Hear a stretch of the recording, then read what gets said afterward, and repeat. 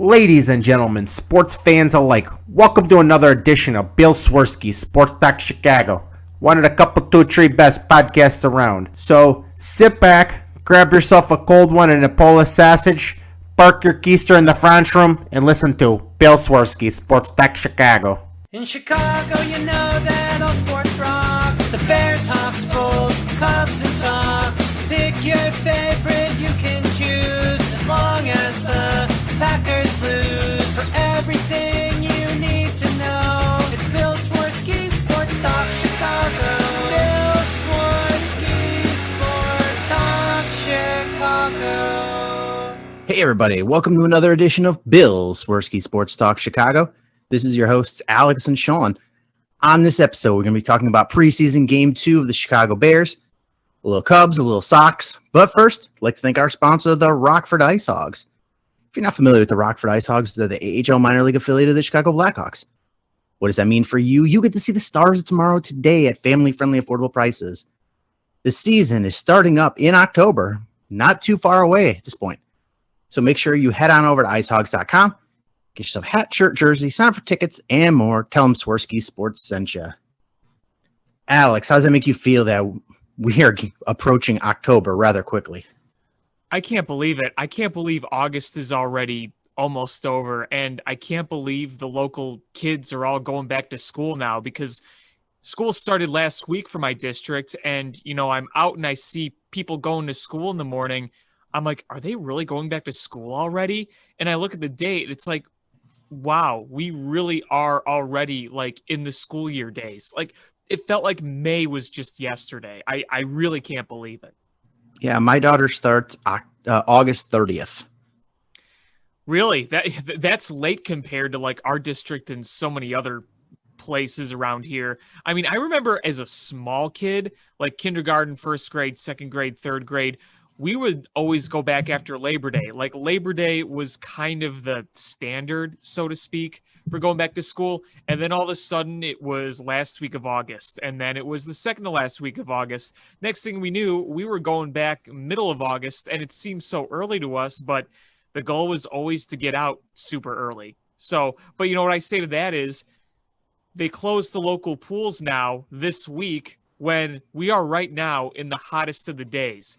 When the summer starts a lot earlier, like mid-May, it's not pool weather yet. It's still kind of rainy and gross and cool outside. So pool weather doesn't really start for another month after that.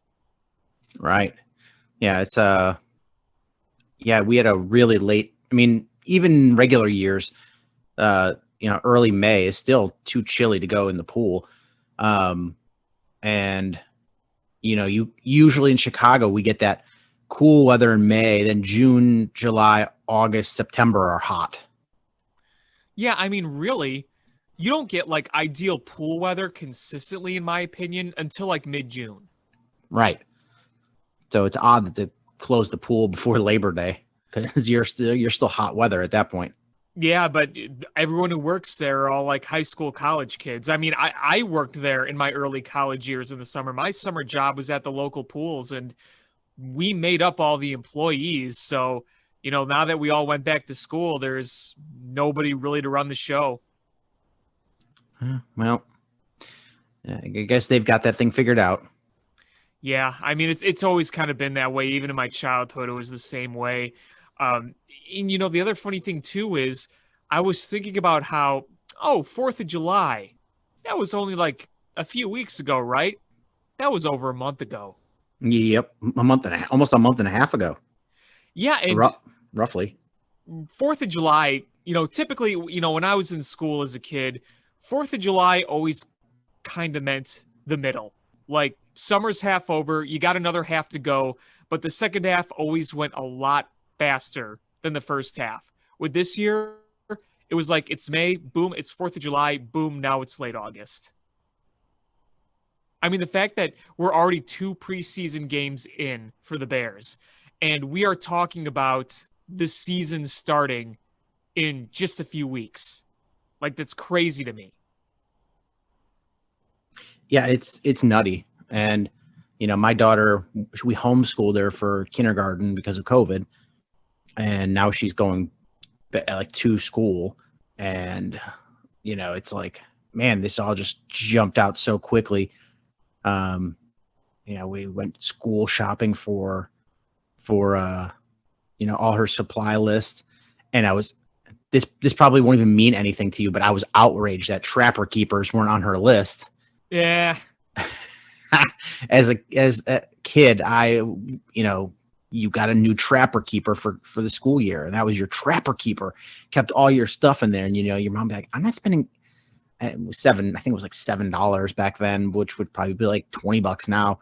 And like, I'm not spending that money on a Trapper Keeper. But, well, how am I going to keep all my stuff organized? You want me to get A's, don't you? That's awesome. Well, when I was a kid, we were at that borderline technological age where like modern technology as we know it today was kind of taking shape. Like when I was a kid, like late elementary school, early middle school, we were still buying floppy disk drives, but we never ended up using them because we started to turn towards, oh, well, here's a flash drive. You could save it on a flash drive. This holds so much more data. Ooh, isn't it fancy? And it was also my high school years is when smartphones became a thing.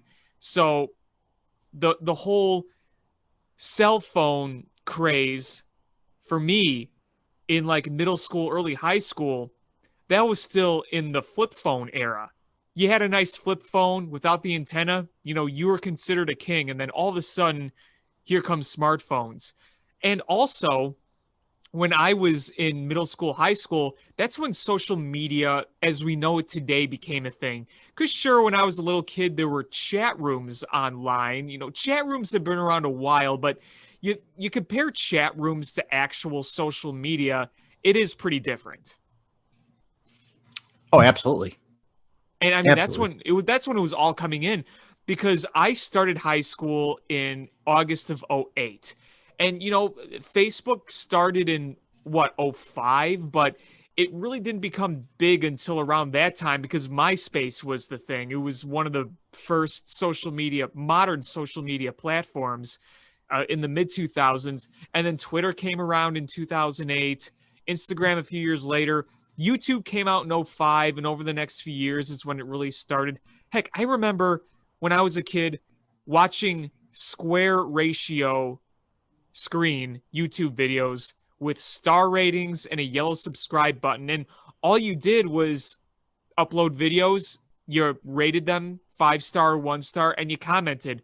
Now you got live streaming, YouTube TV, and so many different ways you can edit videos just on YouTube. Where back then it's just, okay, upload your .mov or whatever you were using, and there's your video in square ratio. It's just amazing how much technology has grown, even just over the past decade. I don't know if you remember all the beef and drama involved with your MySpace top 8. Yeah, that's a little before my time. Yeah, so in MySpace, your friends list, there was 8 people that showed up as your top friends, and there was 8 names. And so people are like, not your top 8? What's up with that? Ugh. And people get so mad about who is in your top 8. And you always had Tom is your friend, the MySpace guy. I think he's the creator of MySpace, and he was always he was your first friend for everybody. Yeah, that was right before my time, because when MySpace was big, I was still in middle school, and I don't know if there was an age limit on MySpace, but I remember Facebook, you had to be a certain age, I think 13, 12, 13. Something like that. I got Facebook in 2010, the summer of 2010. I got it like literally like a few weeks after the Blackhawks won the Stanley Cup. I remember that. So I've had it a little over 12 years, where like, I know some people have had their Facebook since 2008. I had a YouTube channel before I had Facebook, or any other platform for that matter. Yeah, there was all kinds of weird like social media things, like, and I was like, oh, this is so dumb. Blah, blah, blah. Now I'm on all of it, so I'm a hypocrite. Well, you look at it now, and you look at what it is and what it was. And there are times you look at the old social media and you're like, sometimes I kind of miss it. It just, maybe I'm wrong on this. Maybe this is just my personal experience. It might not be the same for other people, but I felt like the old days, I sound like an old man, my goodness.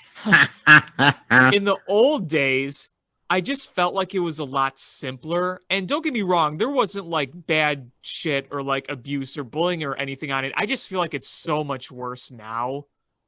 But maybe that's just my experience. I don't know. Yeah, I mean, you were way too young for a live journal. Oh, like chat rooms I know could be just horrific. Like No, live journal was like an online diary that you could add friends to see what you were posting. What?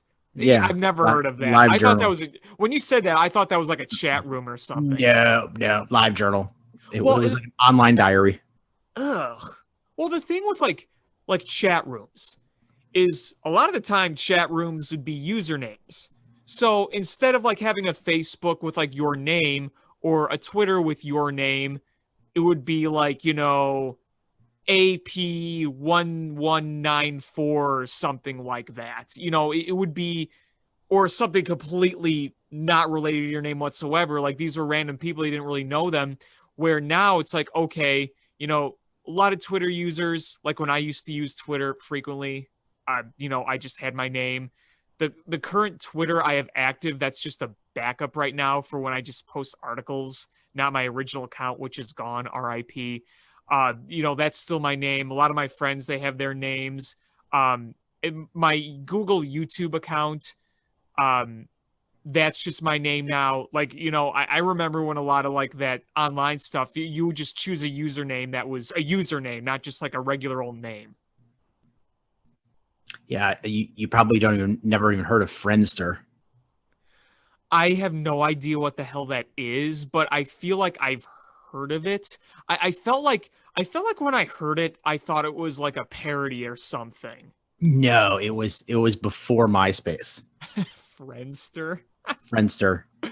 That sounds like a social media platform for like a made-for-TV movie on anti-cyberbullying. You know what's funny is MySpace, like it still exists. Yeah, it does. But if you go there now, it's like I think it's mostly used in like Southeast Asia. But it's funny, you can find like old things that you had on MySpace still there. And you're like, wow, this is crazy, the stuff that you have on MySpace. Yeah, MySpace is kind of a relic now. So you hear the old stories of archaeologists covering up ancient technology, temples, treasure, mummies, whatnot. It almost feels like going on that. It feels like we're the archaeologists looking at a time of long, long past, even though it was really like 15 years ago. Yeah. I mean, all of these came and went in like a 20-year span, or not even. And it makes you think what's going to happen. Like personally, I don't think the same fate is going to happen quite to Facebook, because I feel like people have made their Facebook so personal, and many people have made them in a way where it's their ways of communicating with other people.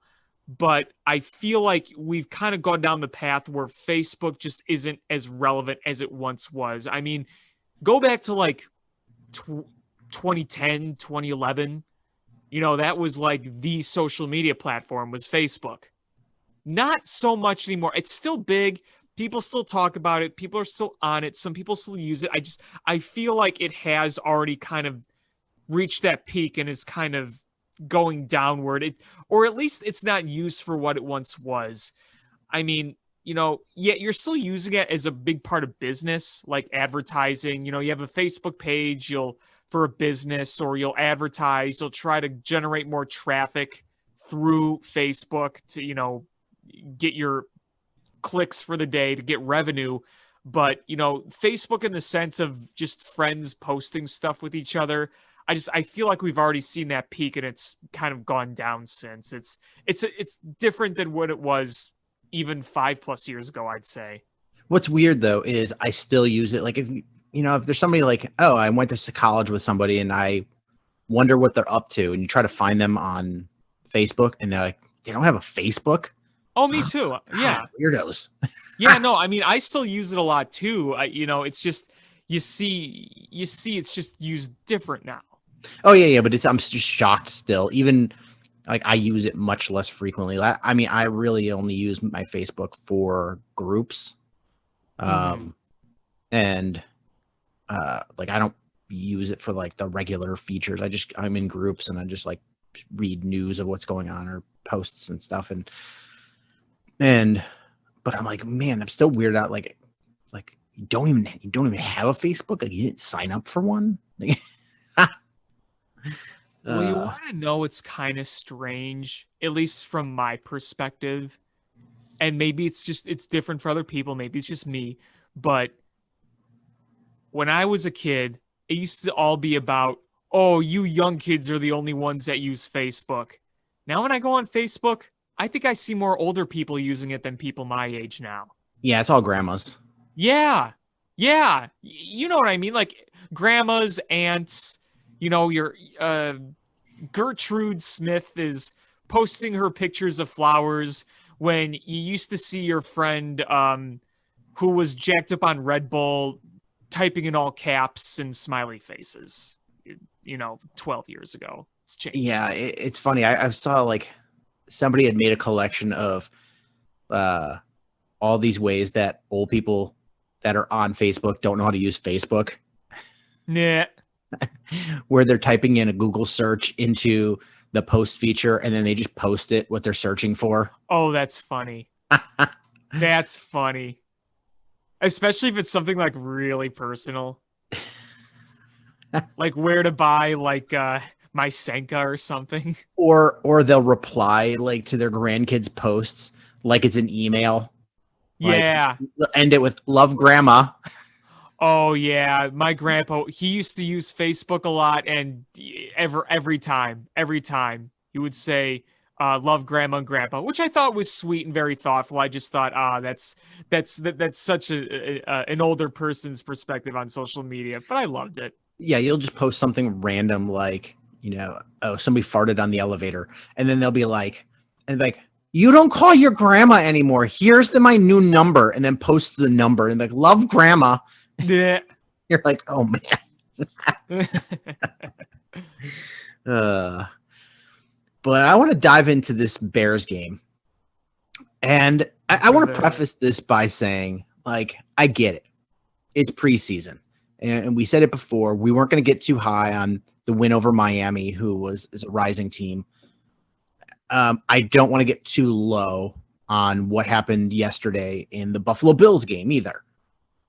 But there are general things that I do take away because, even though it is preseason and you don't have your same personnel and you're not running your full offense or your full defense, there are things that are happening in these games that do mean something, and there are some concerning issues. Well, I agree. I absolutely agree. I think that sure, you can write the final score off as preseason, but when you actually sit and you watch it all unfold, there are things you can't exactly write off. Like, I mean, let's be real. It's really hard to pick any positives out of yesterday from the game itself. But when you look at the negatives and you look at the areas where it was really bad, you can kind of match that up and say, hey, this could be an issue. And let's be real. I think the thing that most of us are talking about is the offensive line. And there is every reason to be concerned about the offensive line, considering that you got devastating news about Tevin Jenkins earlier this week, and that you're going to have to patchwork some things. I mean, we got news that I think, we back up a little bit is we kept being told, oh, day to day, looking good. We'll let you know in a day or so.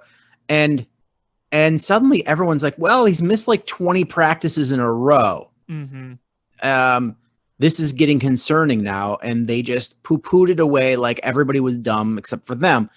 And then suddenly it was, oh, he just needs a surgery. And we still don't know what was wrong with him. Like, we don't know. We just know back. Right. Is it a herniated disc? Is it something with the spine? I know back surgery isn't typically muscular, but it can be. We don't know. And the other thing that got me too was kind of how Matt Nagy stated, you know, we knew about his injury problems coming out of college, yada, yada, but this injury came as a surprise to us. And I was kind of just thinking, really? Well, that one I do want to say is Greg Gabriel, who was a former, like a head of scouting for the Bears for a long time. He posted something along the lines of he spoke with other friends he has that are still in the league, and everyone had pretty much cleared Tevin Jenkins from the old back issues, that these are new back issues.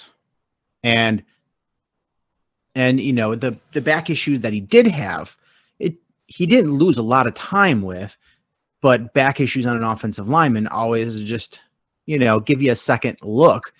But this new back issue, I don't know how concerned to be, because if it's a herniated disc, okay, well, we could probably see him week 4, maybe. Well, yeah, I mean, that's the other thing too. And, you know, to Greg Gabriel, to that whole thing, you know, if it's truly something they didn't expect, then okay, fair enough. But yeah, I mean, just going back to your point, who knows? He could be back in a few weeks. It could be most of the year. He could miss the entire year. Like, we don't know. We have absolutely no idea. And at this point, I'm going to err on the side of caution and guess that we won't see him this year. Yeah, I'm not declaring we won't, but I'm preparing myself for the worst. Like, I really am. Yeah, I'm not declaring anything. But if you ask me what my guess would be, I'm going with out for the season. And that's a huge blow. A huge blow, because you need this offensive line to be good.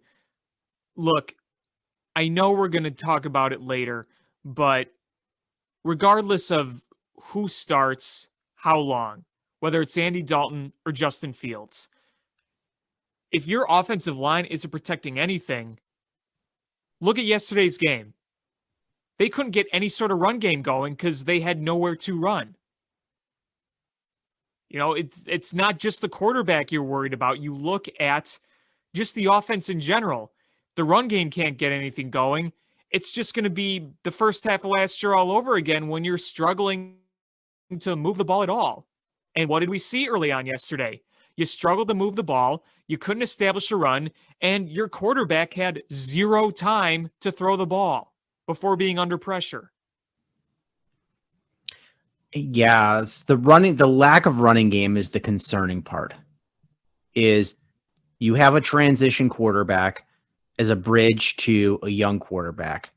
You need to establish a run game, and that's just the bottom line. I mean, you also need to be able to protect the quarterback. And this offensive line gave up a lot of pressure yesterday and had a really tough time opening up holes for the run game. And that's concerning.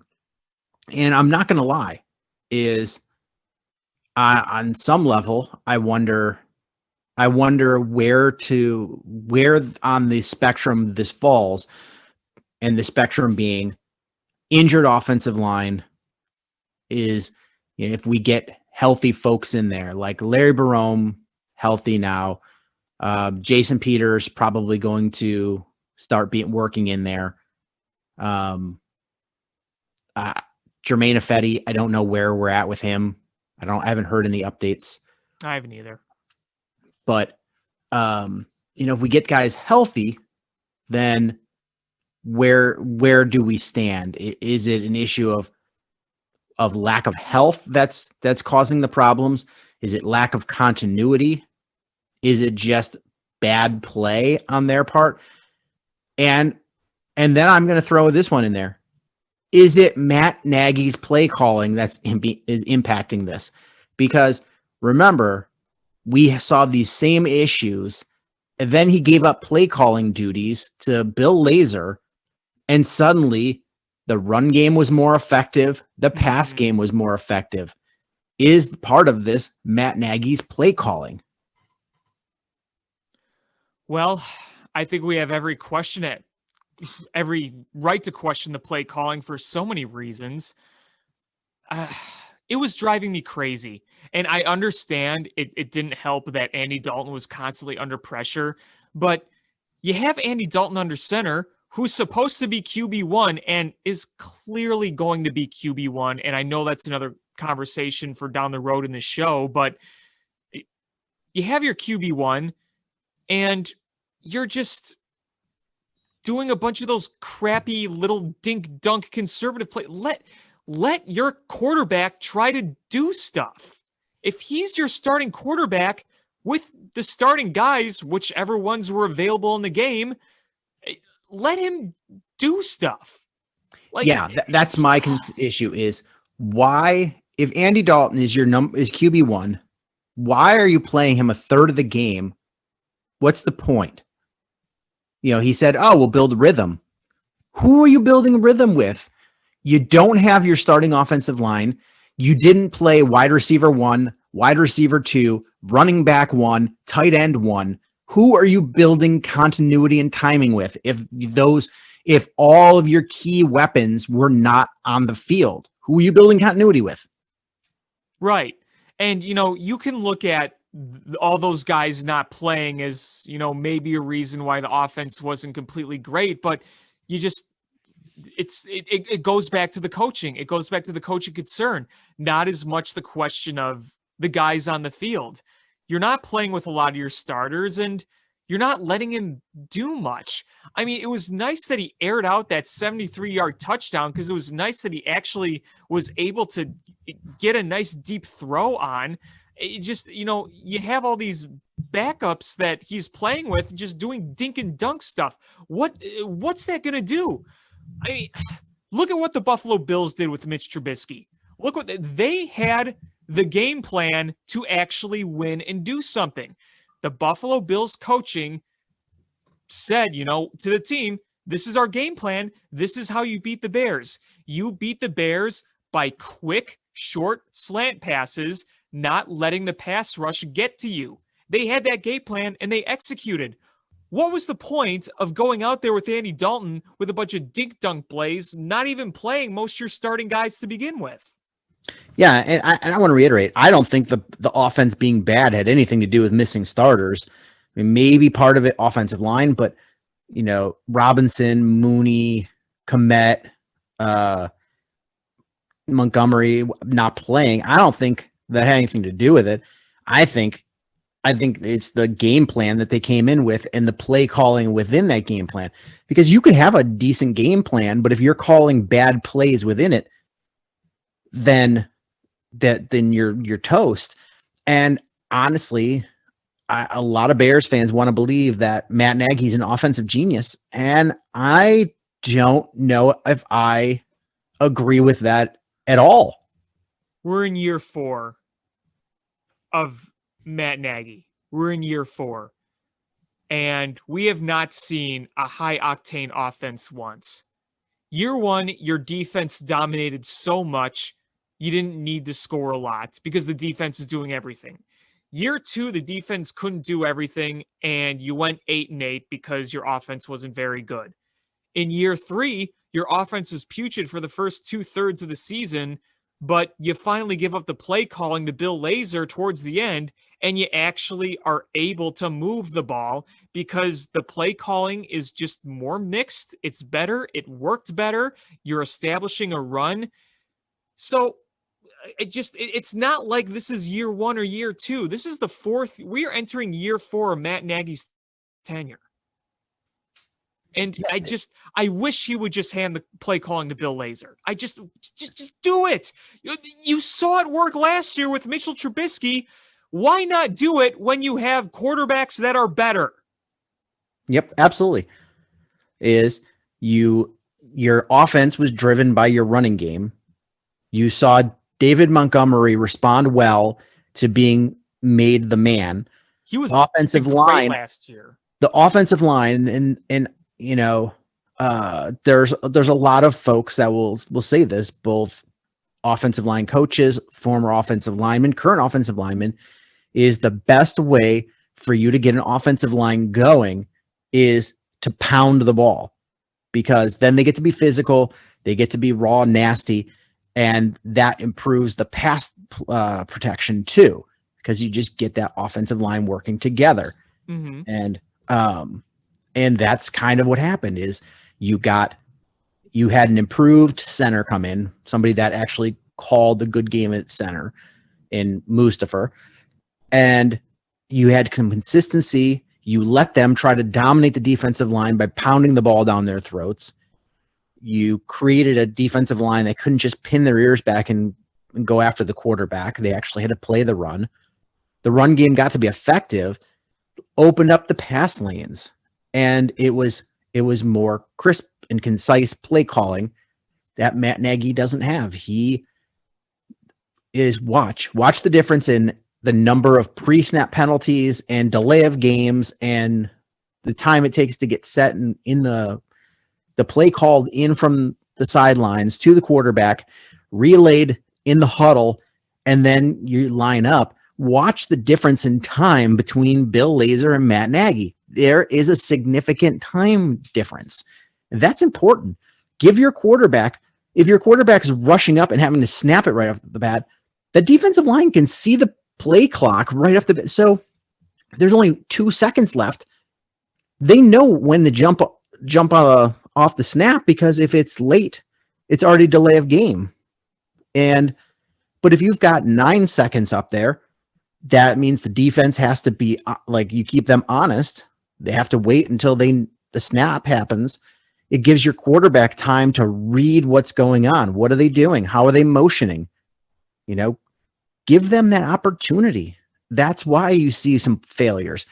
Matt Nagy's offensive play calling takes too long to get in and get relayed and get set up. And how many penalties did we see yesterday? Way too many. Quite a few. Yeah, it's Matt Nagy should not be a play caller, and I don't know why. I don't know why that is not taken away from him. If he's not going to be smart enough to hand it off, and nobody is going to make any executive calls on the football side other than Ryan Pace, why isn't Ryan Pace going down there and going, no, you're going to hand the play calling off? You go to Matt Nagy and you say, dude, the only reason your team was in the playoffs last year, I mean, it really was because the Cardinals choked, but you can say to him, like, dude, you went on that little run at the end of last year. Your offense was better when Bill Lazor was calling the shots. So why not let him do that? And, okay, imagine this.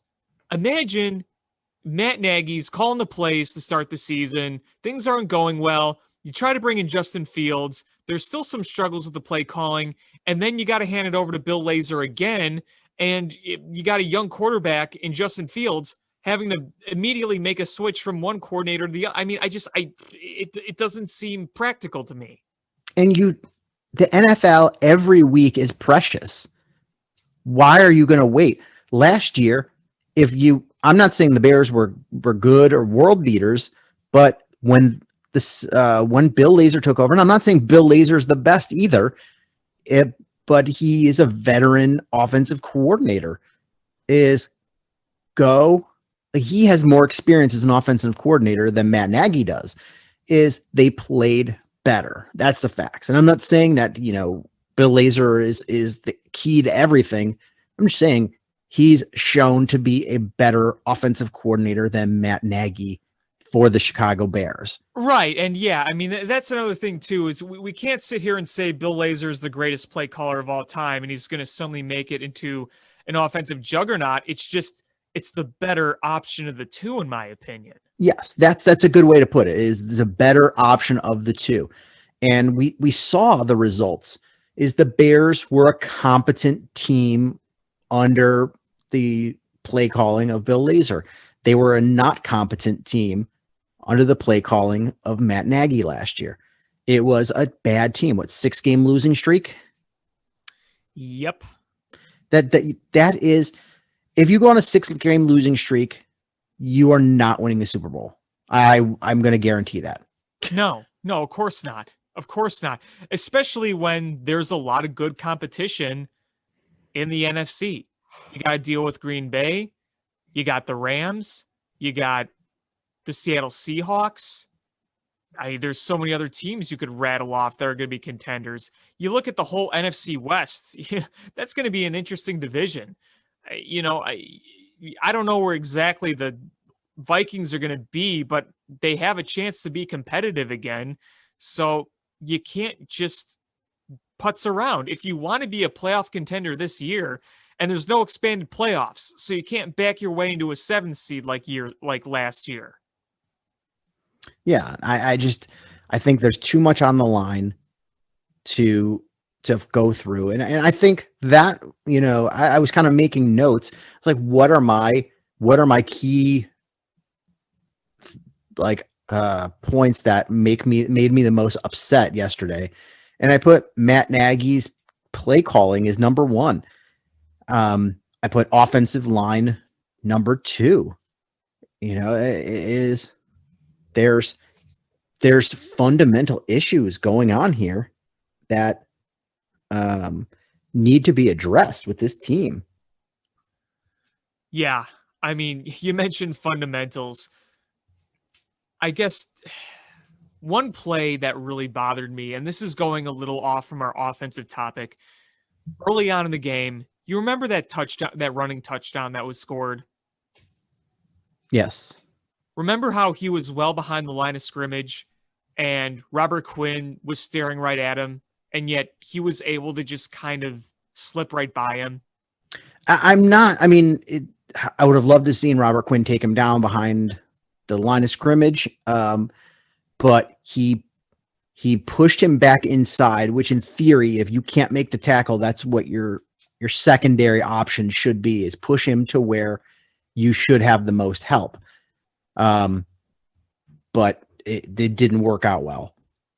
And Eddie Jackson missed the opportunity to push him out of bounds. That too. There was issues there. And the defense, I'm less concerned about that because, they've got guys that can play. And I do believe in Sean Desai. I'm not giving him a long leash of trust, but I'm going to give him some level of trust. And I think a lot of what happened with defense is they just ran out there and the defense was like, we're just going to go through this, stay healthy, and play vanilla, not do anything crazy. I hope it doesn't matter to us. I hope that's what it is, because we need Robert Quinn to show up this year. Right. It was the most clock punching defensive play I've seen. And and there was no stunts, there was no blitzes, it was nothing. It was the most vanilla. We all know that Mitch, if you give him time, he's not a bad quarterback. His problems came when the play broke down, or there was pressure, or if you put something confusing in front of him. And they didn't do any of that. They really didn't do that, no. He picked them apart, but like you said, they weren't going full octane. That one Quinn play, that just bothered me. Yeah, so I'm if come week 1 we see the Bears defense look like this, all the red flags are going to fly, and I'm going to raise the alarms. But it's preseason game 2. I don't really care. I just didn't like to see Mitch pick us apart. Especially after that rant you went on last week. Yeah, I mean, you know what though? Jake Fromm, who's not going to make this team, did really well against the Bears defense. So it is what it is.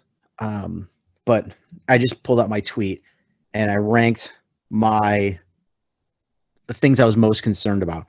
1, Matt Nagy's play calling. 2, the offensive line. 3, special teams coverage. Bad. It is real bad. Bad.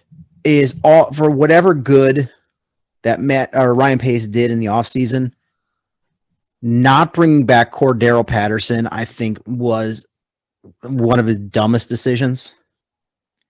Even if you didn't bring him back per se, it just there was nothing done to help special teams. And I know you don't go out of your way often to try to make just special teams type moves, but it just doesn't feel like anything fits in with special teams right now. And when we had Cordero Patterson, you can rely on him to do almost anything. He could go out there and return a kick as good as anybody in the game right now. And boy, his punt coverage was just a thing of beauty. I mean, him as a gunner he was going out for blood down there. And it's when you're right. You don't necessarily focus on special teams when you're in free agency, but there's certain key guys that you're like, you know what, we're going to make a point of this, like a Devin Hester. Like, he was not a very effective wide receiver, and he was even a worse cornerback. You go out and you're like, you know what, though? This guy is a net positive for our team, returning punts and returning kicks. We're going to pay him. It's Cordero Patterson. You got to look. He was not on the team that long. Look at the reason you went out and got him in the first place, because your kickoffs were atrocious. They were atrocious. Teams were kicking it to you rather than taking touchbacks. They were kicking it to you because you were getting worse field position. Yeah, you couldn't even get it to where you would get the. And I'm worried that's going to be this year. I don't, not as bad as pre Cordero Patterson, but yeah, I am to a degree. But then we got the added bonus of Cordero Patterson was a hell of a kick coverage guy. And, we lost that is you find one guy that you pay to be a special teamer and pay him. And the Bears didn't do that. Yeah, I would have taken Cordero Patterson back in a heartbeat. I just don't understand it. You drafted two offensive tackles and suddenly you're like, oh, we're going to cast off our starting left tackle to save that money. But you kept Jimmy Graham and you got rid of Cordero Patterson. Like, and Jimmy Graham isn't even your number one tight end anymore. No, he's not. And honestly, with Jesse James, you can part ways with Jimmy Graham. Yeah, and it's not necessarily like ripping on Jimmy Graham because he exceeded my expectations last year. He was a great red zone threat, but you're absolutely right. With Jesse James and Cole Kmet, you got to feel pretty good about those two right there. And I mean, look, if Jimmy Graham was making a lot less, then you'd say, okay, yeah, Jimmy Graham's a great guy to have. But here's another issue, again, where Ryan Pace is overpaying someone and you're in cap trouble and you can't make certain moves and you can cut him, but he decided not to. And, now you have some issues that weren't addressed and now can't really be addressed. And you're trying to patchwork things with an ancient Jason Peters and you don't have much on special teams. I mean, that's just the reality of it. I really thought Jimmy Graham was going to get cut. And, like I said before, I don't want to say like, oh, I want Jimmy Graham gone because he stinks. No, it's because he's an older tight end making a lot of money that at this point in his career, while he was productive last year, is replaceable. you talk about Jimmy Graham in late New Orleans, early Seahawks days, you're not going to get much better tight end play than that, but Jimmy Graham is much older than that now. Cordero Patterson signed a 1-year contract with Atlanta for $3 million. See, that's... You couldn't have found $3 million? No, we couldn't. Like, hell, make it a 2-year, 1 year with a void year and kick it, most of it down to next year. Like, I don't get it. And Cordell Patterson seemed to like being a Bear, too. He did. He really did. I mean, he was recruiting all the way up until the very end. Yeah. Like, it's just mind-boggling. It was like Nicholas Castellanos wanted to stay. The higher-ups didn't want him for some reason, even though he was essential to the team.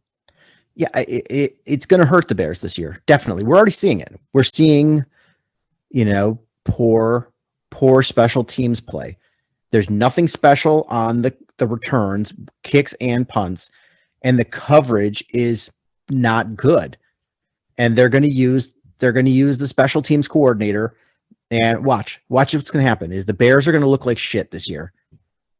And they're going to Pace and Nagy are going to dodge the bullet, save their jobs by saying, well, now we're going to start Justin Fields next year. And then they're going to scapegoat and fire the special teams coordinator and be like, well, that was the issue. That's totally a Bears move. Mm-hmm. Mm-hmm. The only thing I can say that's good about special teams, knock on wood, big time, at least our kicking situation looks okay. Yes, I'm glad that we do have that. Remember when that was the big concern? Now that's like the least of my concerns. It's funny. Like, solving the kicking situation shouldn't be that big of a deal. Most teams are just like, they find a kicker. Yeah. And the Bears are such bumbling idiots that they fail miserably. Then they try to overcompensate by having 75 kickers come in with a kicking competition. And it's like a stupid spectacle. It's like when they had poor tight end play, so they brought in 12 tight ends. What are you trying to accomplish? Like, literally, what are you trying to accomplish? Because clearly you're struggling here, and you need an adult supervision in this. I mean, when's the last time we actually saw, outside of the Bears, a team going through such turmoil when it comes to the kicker? It seems like, I mean, I'm not saying kicking is easy by any chance, but it seems like it's the easiest damn thing to figure out when it stops working. You bring in somebody else, and most teams are able to figure it out. And I mean, I get it. It was really magnified with the way the 2018 season ended with Cody Parkey, but like, the fact that it was such a damn circus and you had to bring in all these guys to try to find it, and then you ended up solving it really by just finding a guy. You bring in Cairo Santos, and he was absolute money last year. I mean, the year before you had Eddie Pinheiro, who overall was fine, but you had a lot of annoying, stupid crap to get there. Yes. And most teams is you struggle with the kicker and you jettison him and you bring in a new one. And they didn't do that in 2018. They kept Cody Parkey around even though he was struggling. Yeah, I mean, the Minnesota Vikings, they would have just launched him. They would have been like, find your own way home, and not invited him on the team plane. They would have blown their horn and launched him out of like a Viking trebuchet. But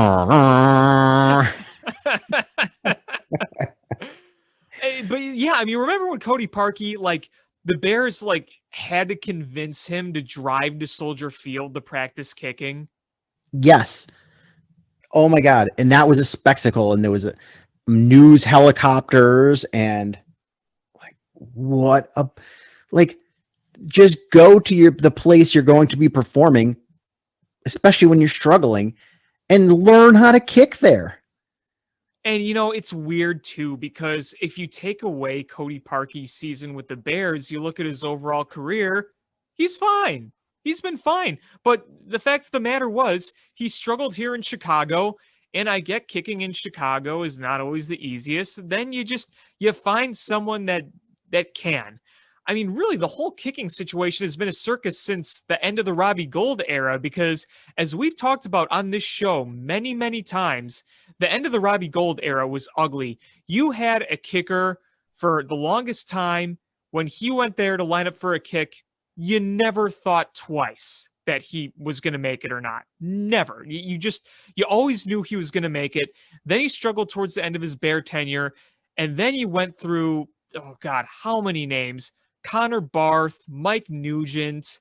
Then you brought in Cody Parkey. Then you brought in the kicking competition with. Oh no, we brought in Cairo Santos first, but he was hurt. That's right, we did. Yeah, John Fox brought him in. I keep forgetting about that. That was right before Mike Nugent, wasn't it?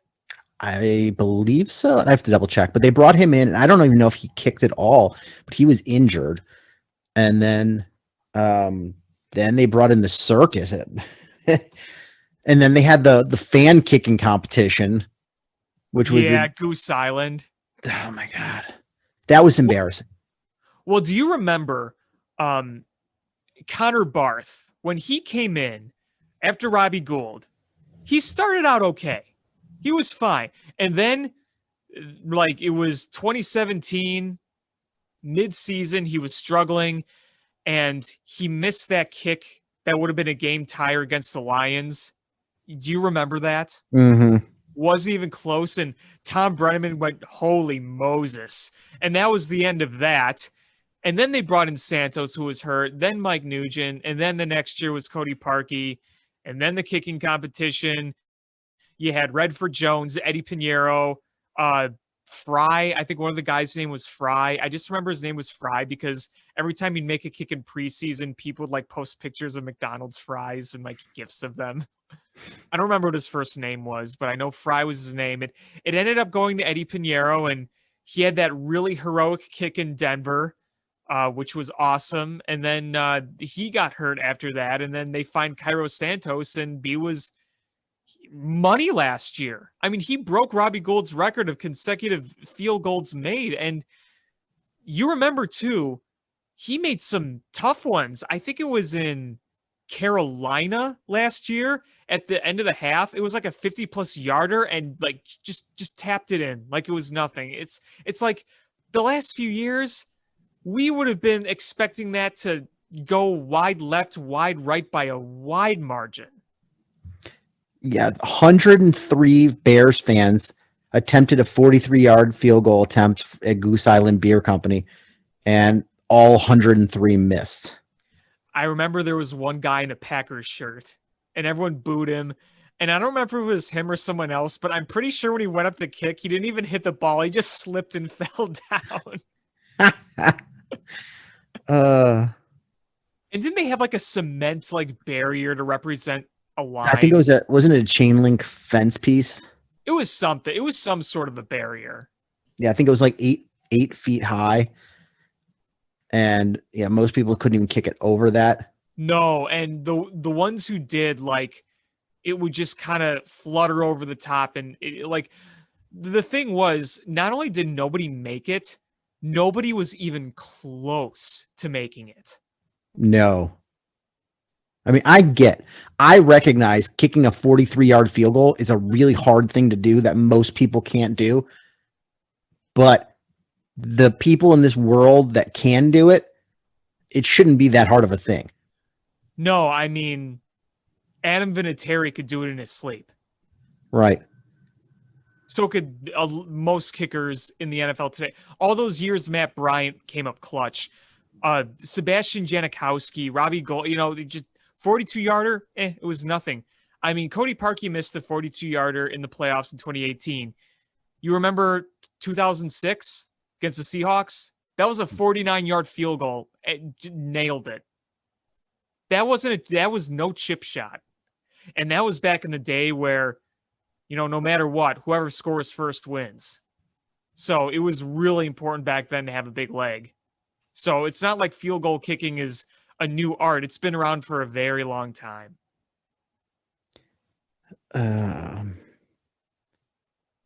And um and then remember when Cody Parkey went on the Today Show and they Yeah. said that he was the MHP, the most honorable player. Yeah. Boy, oh god, that made it 10 times worse. I couldn't have scripted a worse thing to happen from the ending of that game, the team they played and lost to, and the way it ended, and then the aftermath, the the Today Show, the debacle of him cutting him, the competition afterwards, everything. I could not have written something worse. All ended up being somewhat irrelevant because in the offseason going to 2019, we thought that kicking was the only problem. Turns out there were a lot other bigger problems on the team than just the kicker. Yeah. And, we're still seeing these problems. Like we struggle with the offense. And after watching that game, I don't know how you can clear cut tell me that Andy Dalton is QB1 still.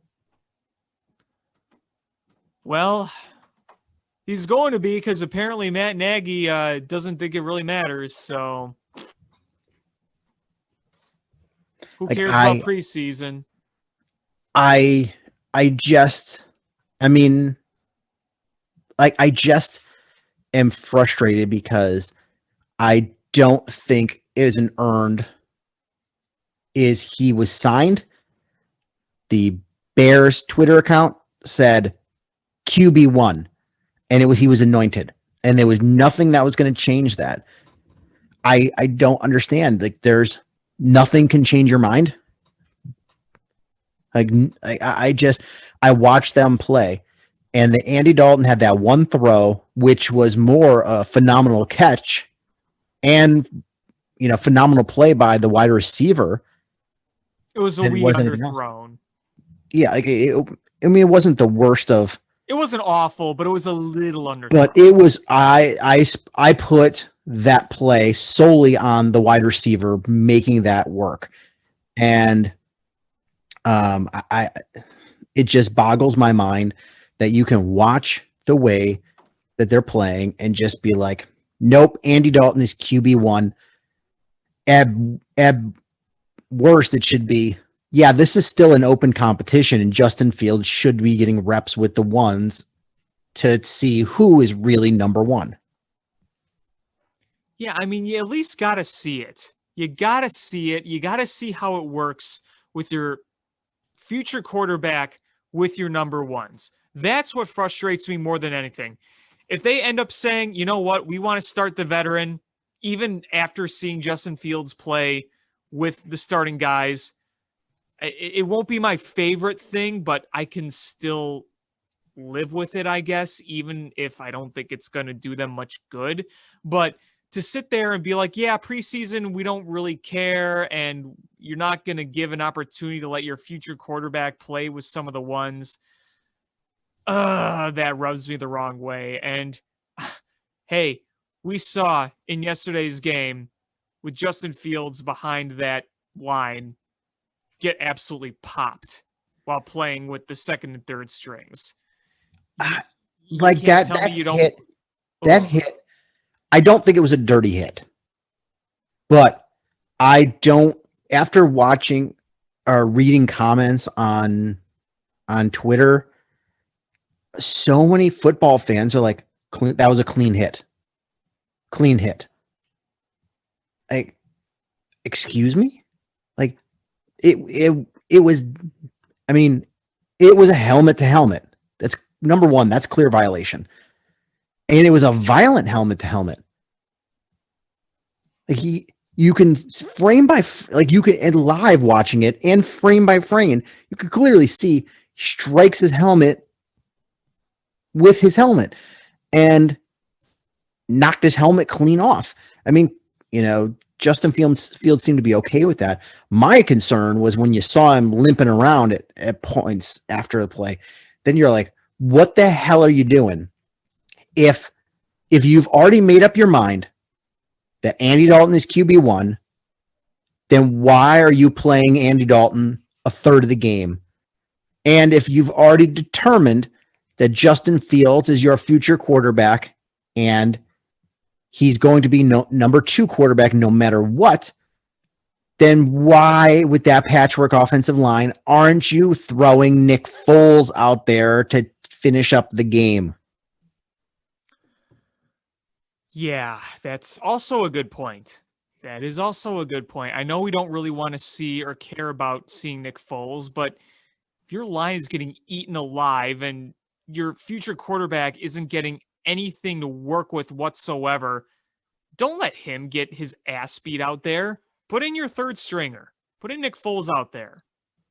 Yeah, like you have Justin Fields throwing to guys that aren't going to make this team, like Lacey and Ridley and Horsted and Marable. Like, why are you having him throw to these people? Like, what is that building for you? It boggles my mind. It seems like there's a lot of contradiction in some of their statements, and it drives me crazy. It really does. And that play is Justin Fields should have read that what was happening there. That was not an offensive line breakdown. That was him not identifying that there was unaccounted for blitzer, and he should have directed the running back to chip block that guy. He should have identified that. That's a rookie mistake there, but you can't have your future franchise quarterback taking hits like that. Yeah. It's frustrating. It really is. And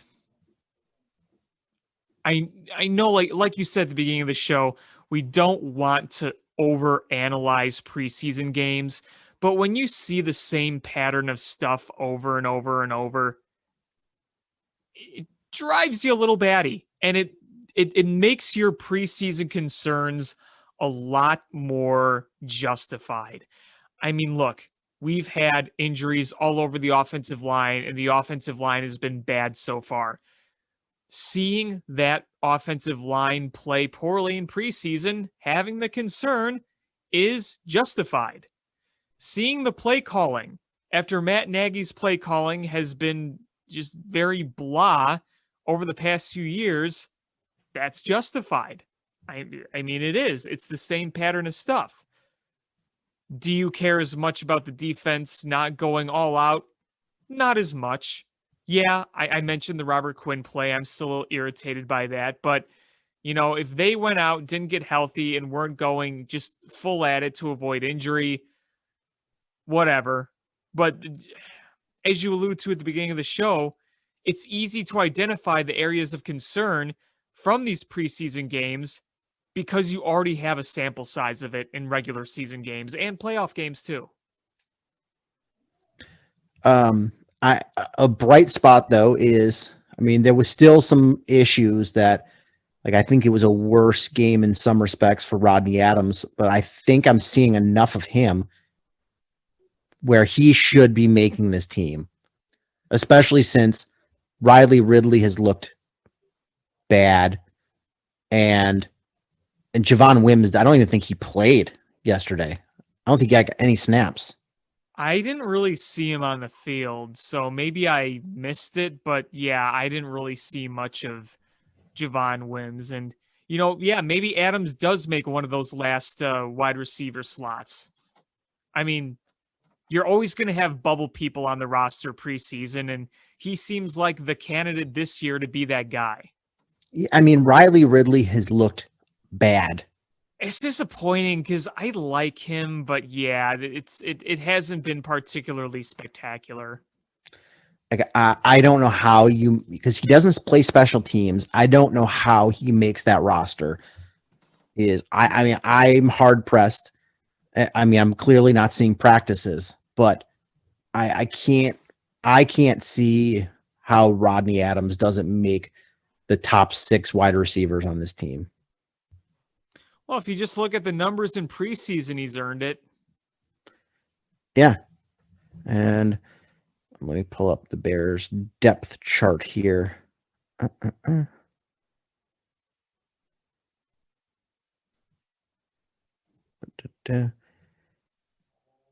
If you pull it up on the official website, Matt Nagy hacked it, and all it says is just Andy Dalton QB1. That's all it is. I could see him doing that. Let's see. Depth chart. So the ones at wide receiver, obviously Allen Robinson, who we haven't seen in the preseason yet. Darnell Mooney. Second string, Damiere Byrd. Chris. Oh, wait, they've got 3 wide receivers here. So Darnell Mooney, Allen Robinson, Marquise Goodwin.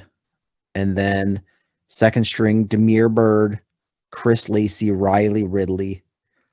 Third string, Rodney Adams, Daz Newsome, Javon Wims. So, I mean, your locks are Mooney, Robinson, Goodwin, Byrd. There's your 4. And Daz Newsome probably going to make it because he's a draft pick. So I think it's between Chris Lacey and Rodney Adams. I can't see Ridley or Javon Wims beating them out. Yeah, I mean, can't really disagree with any of that. I thought I heard today they were bringing in somebody, but I can't seem to find it. Maybe I just misread something, but I'm not finding. Oh, the Bears signed Isaiah Coulter. That's who it was. I was looking at Bears news and I couldn't find it. Now here it is. Okay, I knew they brought in somebody. Yeah, he was a 5th round draft pick of the Houston Texans in the 2020 draft. I really don't know much about the guy, honestly. Yeah, nobody does. He's only played 1 NFL game in his entire career. No, so he is going to be a camp body probably. They didn't cut anybody, so that means they're still under the 85 that they need to be under. Mm-hmm. Yeah, they haven't made any cuts yet that I've seen. They have, but it was nobody that anybody cared about. Well, yeah, I mean, that's what I meant. Yeah, they cut Justin Hardy, Michael Joseph, and Ladarius Mack. Oh, I did hear they cut Ladarius Mack. Yeah, Khalil's brother. I did hear about that. I completely forgot about that. Yeah, there was no way he was making the roster. No, and we all knew that. That's probably why I forgot about it. Yeah. I mean, you looked at where he stood and your starters are Quinn, Mack. Then your next rotation guys are Travis Gibson and Jeremiah Atachu, and then James Waters and Sam Kamara, Charles Snowden, and before you got to Ladarius Mack, he was not making this squad. Yeah. Hey, at least Khalil got to play with his brother in preseason. Yeah, I mean, he might go back to the practice squad. Yeah, we'll see. Who knows? But the Bears got outclassed by a team that's much better than them, and a well-coached team, and they're going to be playing there's one more preseason game because this year there's only going to be 3 preseason games because there's 17 regular season games. You're going to be facing a well-coached Tennessee Titans team, and they're not as talented as Buffalo, but you could easily see them having issues because the Bears aren't coached as well. Yeah, and I mean, hey, you look at this preseason, all the teams you've played are contenders in the AFC. The Dolphins are going to be contenders. The Bills are one of the favorites to go to the Super Bowl. I think if you take away the Kansas City Chiefs, that next team up that a lot of people are picking is going to be the Buffalo Bills because of Josh Allen and the way they're coached. And then, hey, Tennessee Titans, Derrick Henry. Now you got Julio Jones there. That's another really good team that is very well coached. Yep. I mean, again, it is preseason, but it is going to be a challenge. It is, and you're going to go on the road for this last game. Yep. Absolutely. But we'll talk about that game on the next episode. I'm just rooting for no injuries. Anything else you hope can be corrected, and hopefully we'll see Jason Peters in there, and that makes some difference with the offensive line, because not for nothing at this point in the season, being able to sign Jason Peters was huge, and he's not the same guy he was, in the prime of his career. He's 39 years old, but if he stays healthy, he's a guy that will absolutely help you, and if he's healthy, he's far and away better than anybody else you could have got at this point. Well, like I said last week, I think his presence is welcome, just period. I mean, the guy is a future Hall of Famer. He's got a Hall of Fame resume. I think he's going to be going to Canton. You look at his numbers. Yeah, I would be shocked if he doesn't. I mean, just having that guy on the team, I think, is going to provide some value. How much value he could provide actually on the field is yet to be seen. I hope that he can at least play decently, and hopefully he's in shape. But, this guy's been around how long? 17 years? Like, he knows long while. He knows what the grind is. He knows how to get ready for a season, even at an older age. I feel like even if he's not at his best game, I'm confident he's going to be ready to play. It's just a 17-year veteran of that caliber. You don't expect them not to be ready, And I do like Larry Barome, and I saw some good things from him playing. I hope he gets the opportunity to win the other starting tackle spot, because I think with his abilities, and coupled with being able to play alongside Jason Peters, I think that's going to be huge for him. Yeah, I think so too. I just hope that he doesn't get completely bowled over at age 39. I really hope that he can at least be halfway serviceable at this point. I don't see any way he gets bowled over. Maybe has trouble getting to speed, but he's such a massive, strong man. I can't see him bowled over. He is. There's one thing I could tell you as an older person, that you don't lose strength, you lose the quickness and agility. And I think you're going to be able to, run behind him. I'm just nervous about the pass protection aspect. Yeah, I think we all are. Should we talk a little baseball here? I suppose. The Cubs fucking suck. That is not a Havlat crockpot, I'm telling you. It's not. That is just Bills fan puke. That is pure Bills fan puke. This team is awful. In aspects, it's worse than 2012. I did the statistical dive. Like the ERAs of the pitchers and the FIPS, it's worse than the 2012 team. And in the second half of 2012, they were rolling out Chris Birkin and Justin Germano. Who the hell are those guys? Exactly. I mean, just today, they lost 9-1 and gave up 16 hits. Yesterday, a rain delay probably stopped them from getting no hit. It's awful. The team is awful, and we don't expect it to be good. And after the trade deadline, we knew it wasn't going to be good.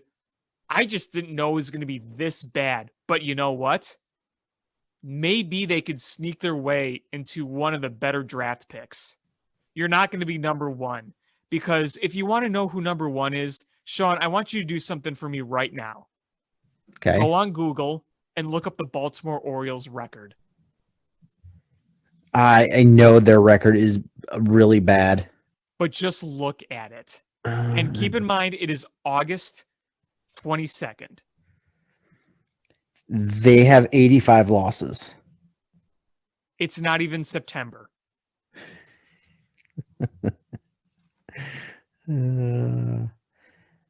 But I mean, the Cubs have 72.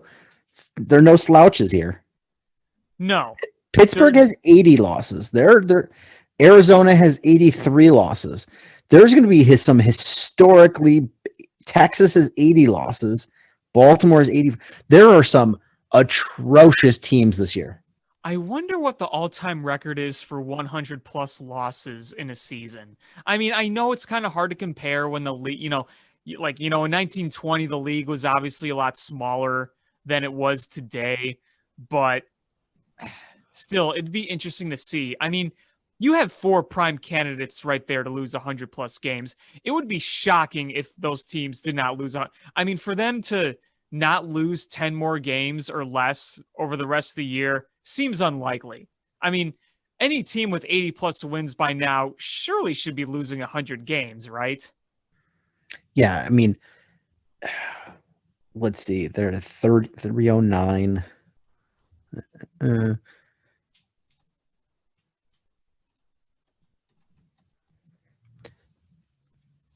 Yeah, so you're looking at the Orioles are on pace in a 162 game season to go 50 and 112. Whew. 50 and 112. You want to add insult to injury to that? They're going to lose 100 games this year, right? Yes, No question. It would be. I would be absolutely astonished if they didn't. They're on an 18-game losing streak, by the way. This is baseball. You feel like at some point you could just luck into a win. That's what the Cubs did. I mean, honestly, they were on a 12-game losing streak, and they squeaked out a 2-1 win to end that streak in Cincinnati. Like, in baseball, you are going to luck into wins no matter how bad you are. Even the worst teams in history is going to win at some point because of how fluky baseball is. But this Baltimore team, man, look, they're going to lose 100 games this year. Last year, they didn't because there were only 60 games played. They had a .417 win percentage. So it wasn't good, but it wasn't the worst. But again, small sample size. I don't really count that. The year before, they lost 108 games. The year before that, 2018, they lost 115 games.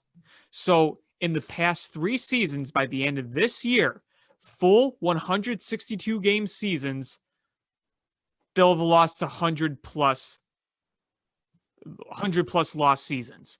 And if this keeps going the rate it is, and they lose well over 105, you're looking at 105 plus losses each 3 full 162 game season.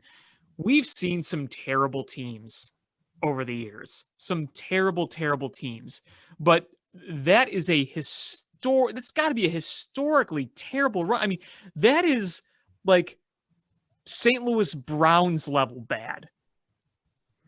Yeah, and I'm looking here, and Arizona is on pace for 108 losses. The Pirates are on pace for 104.5 losses.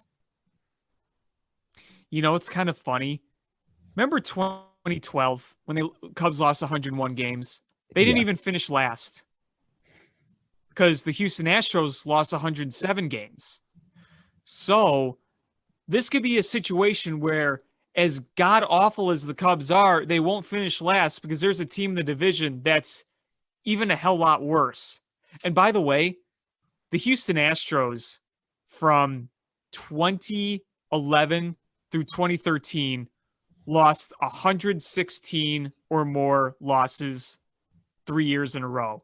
So Baltimore is really trying to challenge, and I think will exceed how bad those Astros teams were. I never thought I'd see a run that bad of a team in my life, but here are the Baltimore Orioles. All right. So the Cubs have 36 games left. Okay. They have 72 losses right now. Okay. Over under 95 losses. It's funny because 95 is the number I put them at. But if I had to guess,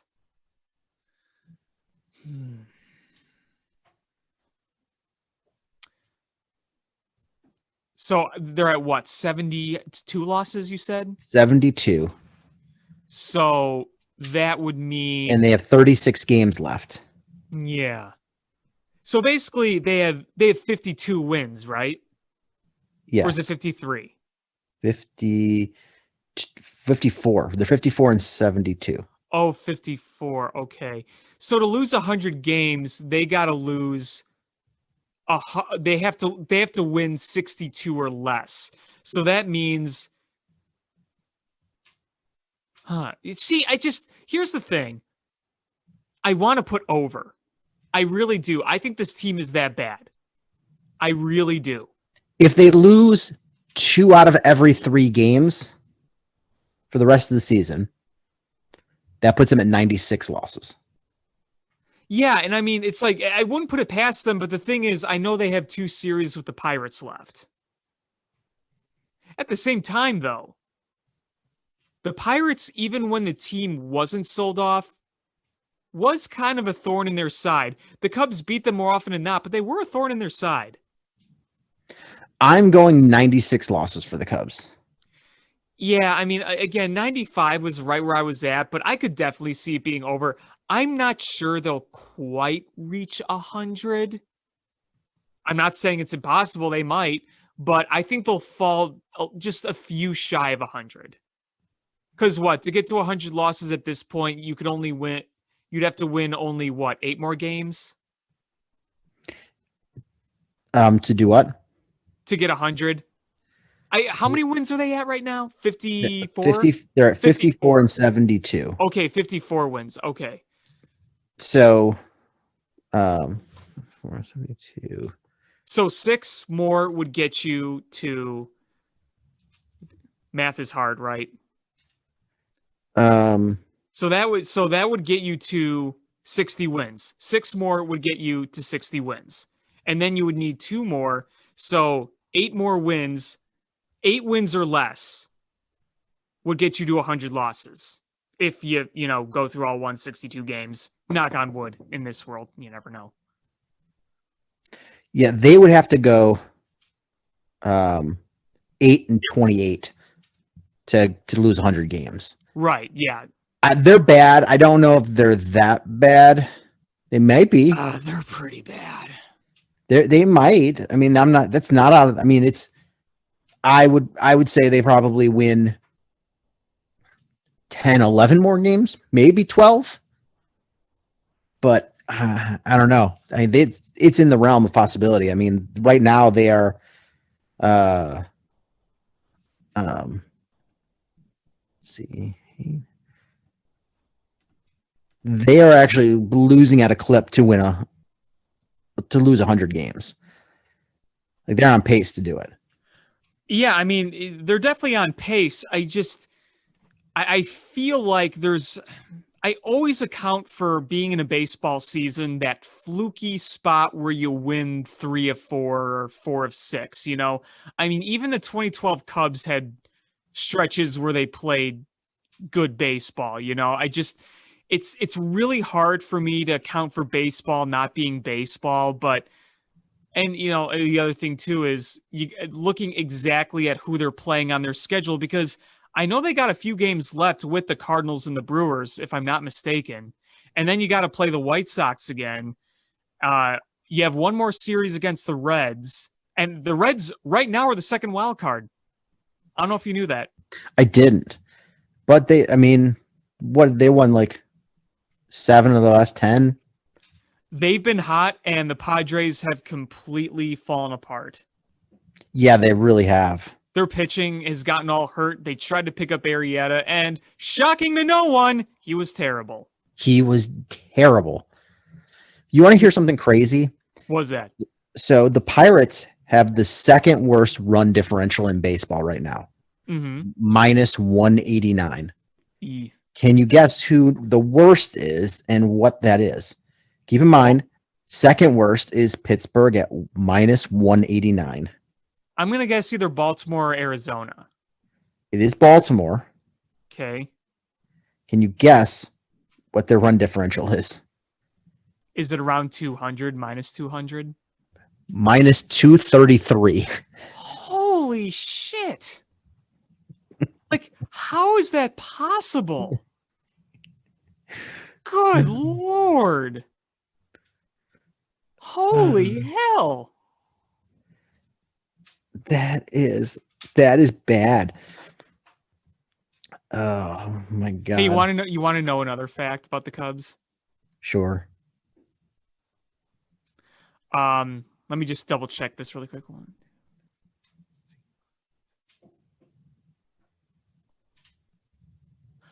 Okay, 1, 2, 3, 4, 5. Okay, yeah, here we go. So remember the no-hitter, the combined no-hitter the Cubs threw? Yes. That was on June 24th. Okay. June 24th. 2 months ago. 2 months. They've won 12 games since. 12 games over 2 months. Oh my God, that is bad. And they've had multiple double-digit losing streaks. They've had an 11-game losing streak, and they've had a 12-game losing streak. And you know what? I think this series against the Royals, I think this just started the 13-game losing streak. I'm looking at the wild card standings. Is there any way St. Louis makes a wild card? They're 4.5 games out right now. It would be really difficult, but knowing them, they'll find a way to voodoo their way into it. I mean, here's the thing. For them, they would have to leapfrog the Padres and the Reds. And no, I think the Phillies are right behind them, right? Phillies are half game behind them. Okay. So it's not impossible. Is it likely? I think statistically it says no, but like just remembering who this team is, I'd say, yeah, it's very possible. And is it I mean, it's looking like the Dodgers might catch up to the Giants. Well, the Dodgers have been playing really good baseball. I mean, so have the Giants, but I mean, I've been waiting for the Giants to kind of come back to earth a little bit, and they just simply haven't. And Chris Bryant has been a great addition to that team. They keep winning, but the Dodgers, I mean, they're on paper favorites to win that division and to win the pennant in the National League. So it wouldn't surprise me if they did. So if you look at run differential, Houston is the second highest run differential at plus 184. Okay. The Dodgers are at plus 204. Like as good as San Francisco's been, they're plus 142. I mean, I think at the end of the day, the Giants are not the better team than the Dodgers. No, they've played better this whole, most of the season. I think the Dodgers are just suddenly catching fire at the right time. I'm going to guess the Dodgers overtake the Giants, but I'll be absolutely shocked if the Giants don't make the playoffs. I mean, yeah, I mean, they should be in the playoffs. it seems like it's more of a matter of who that second wild card it's going to be. And it feels like the prime race is between the Reds and the Padres, but the Cardinals could slip in there too. I don't think the Phillies will. Atlanta is starting to run away with that NL East. They lose their MVP caliber player and they go on a tear. Yep. It's wild. Milwaukee is run away with the Central. It's a 2-horse race between the Dodgers and the Giants in the West, and wild card here. It's you're right. I don't know. It's St. Louis it's an uphill sled.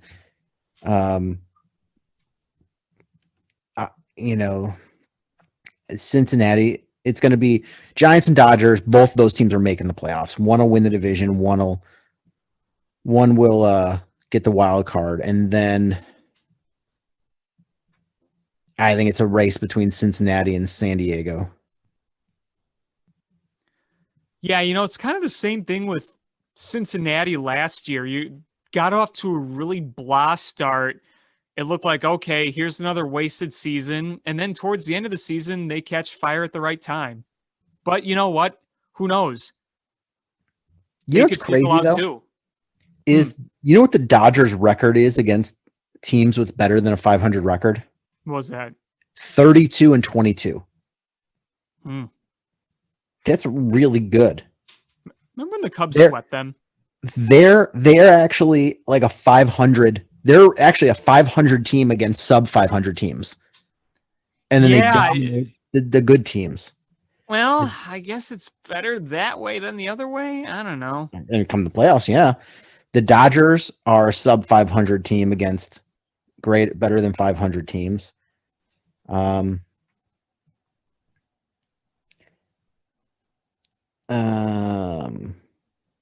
Milwaukee and San Francisco are better than 500 against better than 500 teams. Let's see. The White Sox are not. Houston is. Houston and Tampa both are. Yankees are. Boston is. Let's see about Oakland. What do you think Oakland's record is against teams with a better than 500 record? I feel like it's below 500. They're 22-58. Yeah.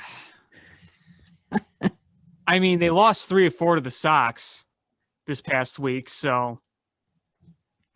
But that just feels like another wild card game exit for them. But the Cubs are just a dreadful team, and I don't even know what is worth watching on this team. I mean, I pay attention to the farm. All right, I'm going to say this. I don't know what the long-term impact of this organization is with Schwindel, but he has been swinging the bat really well. And the most shocking thing is he's not striking out. He's got over 1,000 OPS, and he's not really striking out. He's making contact, which is pretty rare. Yeah, because you'd expect him to be what Patrick Wisdom is. Patrick Wisdom is in the Rookie of the Year conversation. He's got a ton of home runs. He's hitting the ball hard, but he's striking out a lot. Right. That's what you do expect. And Schwindel is not. He is making contact. He's got a .413 on-base percentage. He's got a .652 slugging and a .1066 OPS. And you just watch the box scores, and there's just not strikeouts. He's making contact. It's too bad because he's going on this fun run, but nobody's really watching or paying attention. No, he's not. And I don't know what is he a long-term answer? I don't know.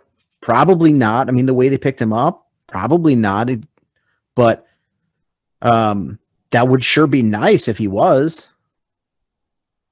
Yeah, I believe he's got club control, so you can keep him on the roster and see what he can do in the future. Yeah, I mean, there's no reason to get rid of him.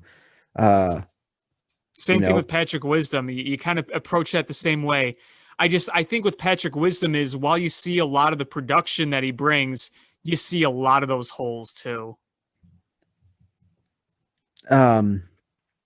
Schwindel has as many home runs this year as he has in his entire rest of his career. Like his total.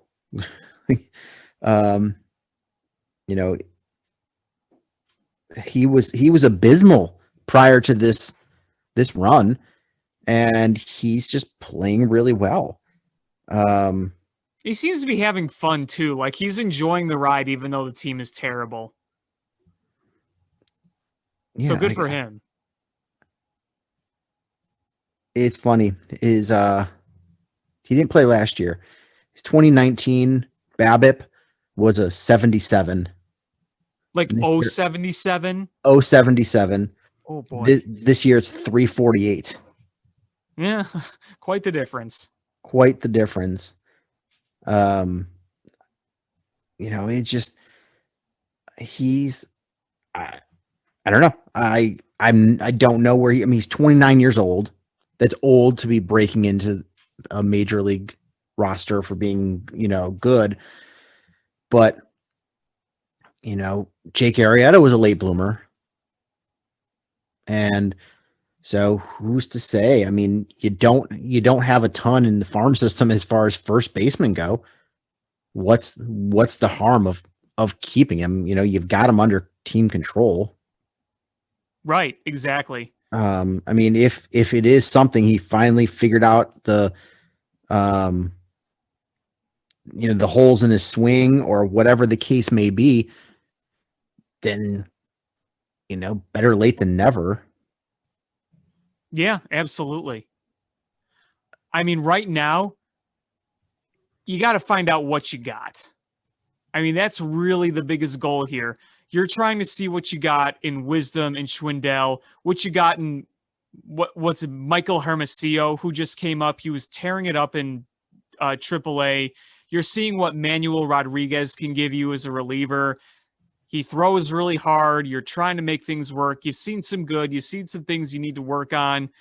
And you see if you can kind of refix Cody Hoyer after coming over from the White Sox. It's really now, if there's anything to watch on the big league roster, it's just a few of these key guys that is determining if they're part of the future or not. Because unlike 2012, you knew Rizzo was the building block. Like you knew that. Where now you're just seeing if there's any building blocks currently on the team. That's really what we're trying to do right now. Yeah, Frank Schwindel is pre-arb. Yeah, there you go. He's got control for a while. Yeah, and he's making $570,000, and he's got 3 waiver options. Yeah, so, I don't know if Tom can afford that. Like that is dumb to not keep him around. You look at the roster as it is, and you kind of try to piece together who's going to be here next year. And, you're going to see Frank Schwindel next year in spring training. You're going to see Patrick Wisdom. You're going to have Kyle Hendricks.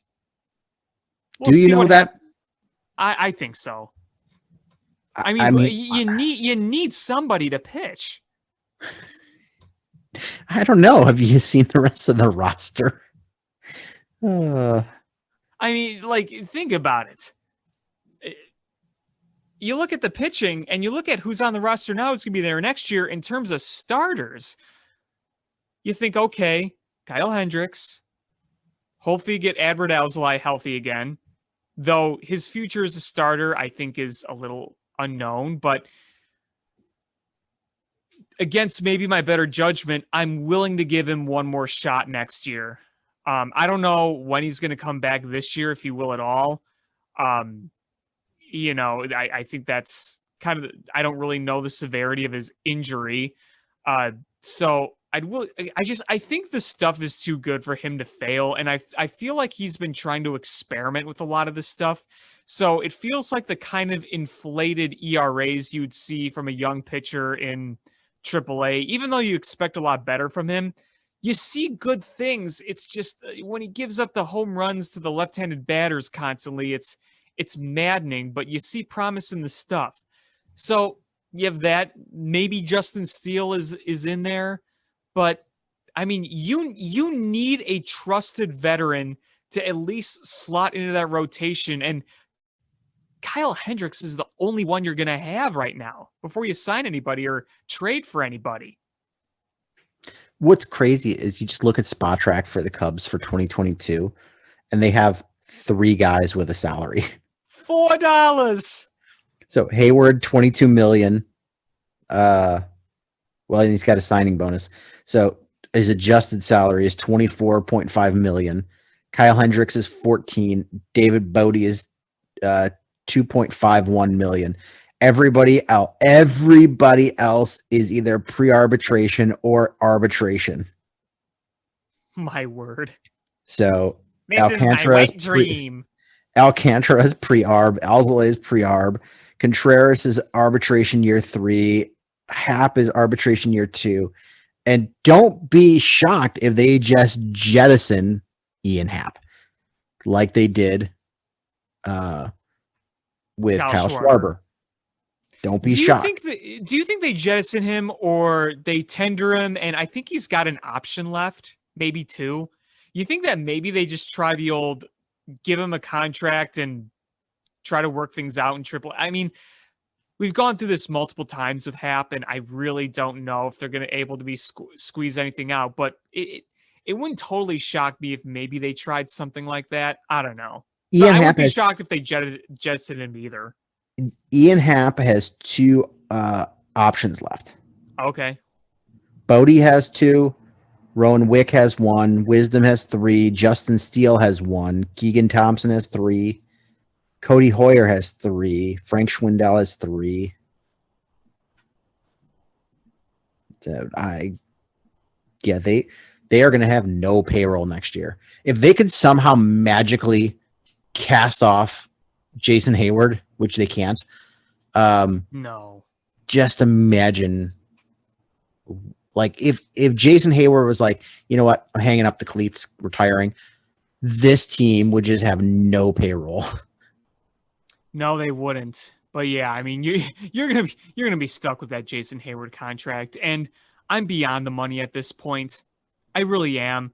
Just let him come off the bench for defense. I mean, honestly, let Hermosillo play. Let any others, young guys, maybe. I know there's not that many, but I just don't start him on a regular basis at this point. Just if you it's a late game, you need a pinch hitter or a late inning defense. Just bring him in there, or a pinch runner or something. I just don't start him much anymore. For what it's worth, is, you know, after the season ends, he'll essentially be on a 2-year, $49 million contract. Oh, that's all? Well, did you hear some more kind of bad news today? I didn't. What did I miss? Well, I guess it might not be as bad, but Nico Horner was pulled from his rehab assignment. Ross claims we're going to wait and make sure he gets through today. Then we'll see if he can get through tomorrow. Then we'll see if he gets through the next day. When he looks healthy, we'll bring him back up. So there may or may not have been some sort of a setback, again, with Nico Horner. And I almost just want to say, just shut him down the rest of the year. He's one of your future assets. He's clearly having some health issues. Get him healthy for next year. You're going to need him. Yeah, I don't understand the reasoning. That just shut him down. I agree with you.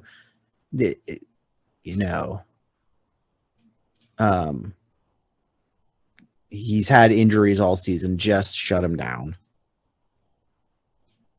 We're getting that point of the season where if you got a future asset that's struggling with injuries, at this point, why risk further?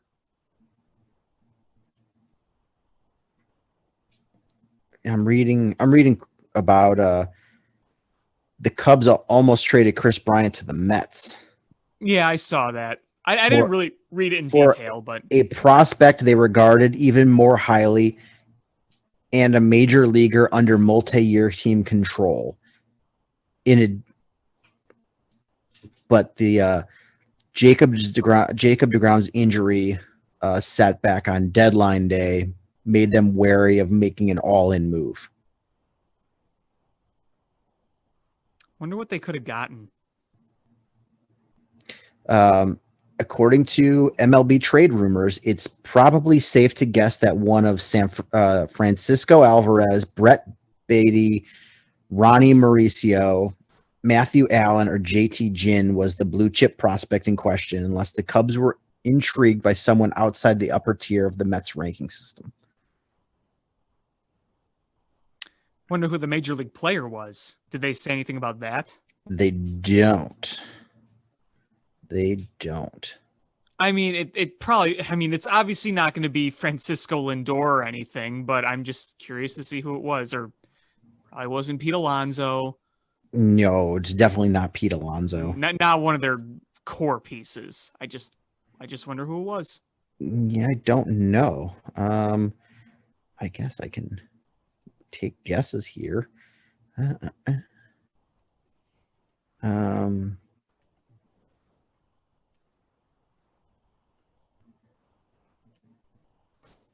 Oh, it's Bobby Bonilla.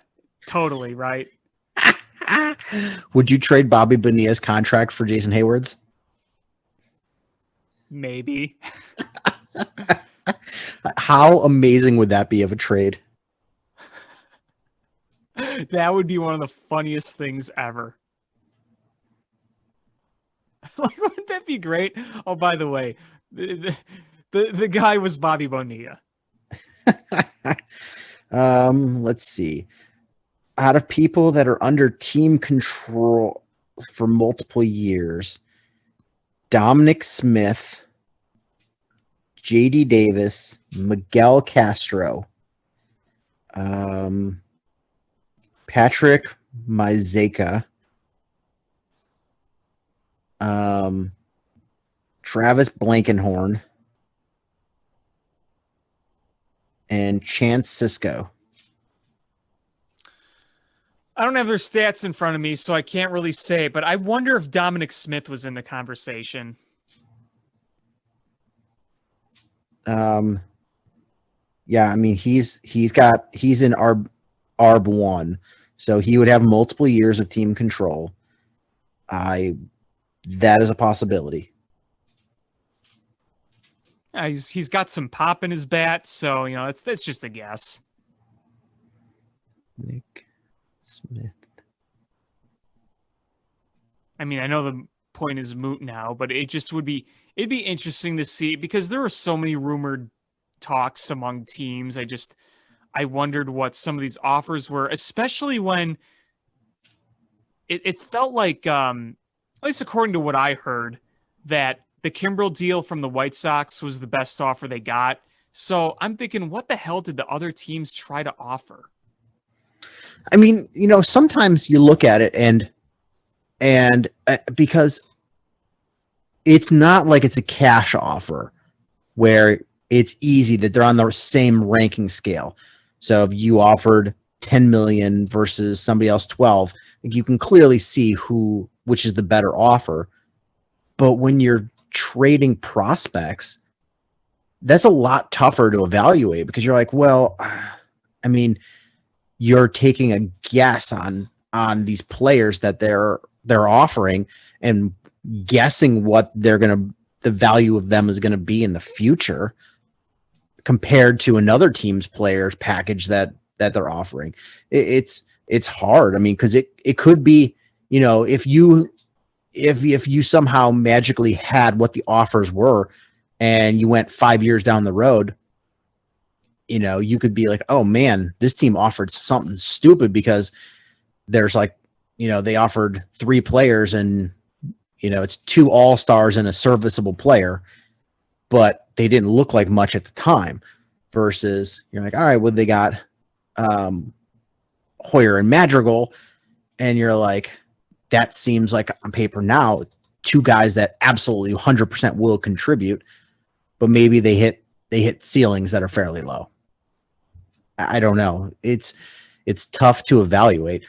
Or it could have been something clear cut where they're just like, we'll offer you these two prospects that we don't expect much of. They're just bottom barrel on our farm system. Yeah, I mean, I was just you're definitely right. It's harder to evaluate that kind of thing. I was just wondering if, you're probably looking at quality over quantity because, Jed Hoyer probably saw, okay, I see more quality in Nick Madrigal and Cody Hoyer than, say, 3 or 4 prospects the Dodgers are trying to offer, but these 4 prospects aren't really what we're looking for, what we deem to be appropriate. So, you never know, I guess.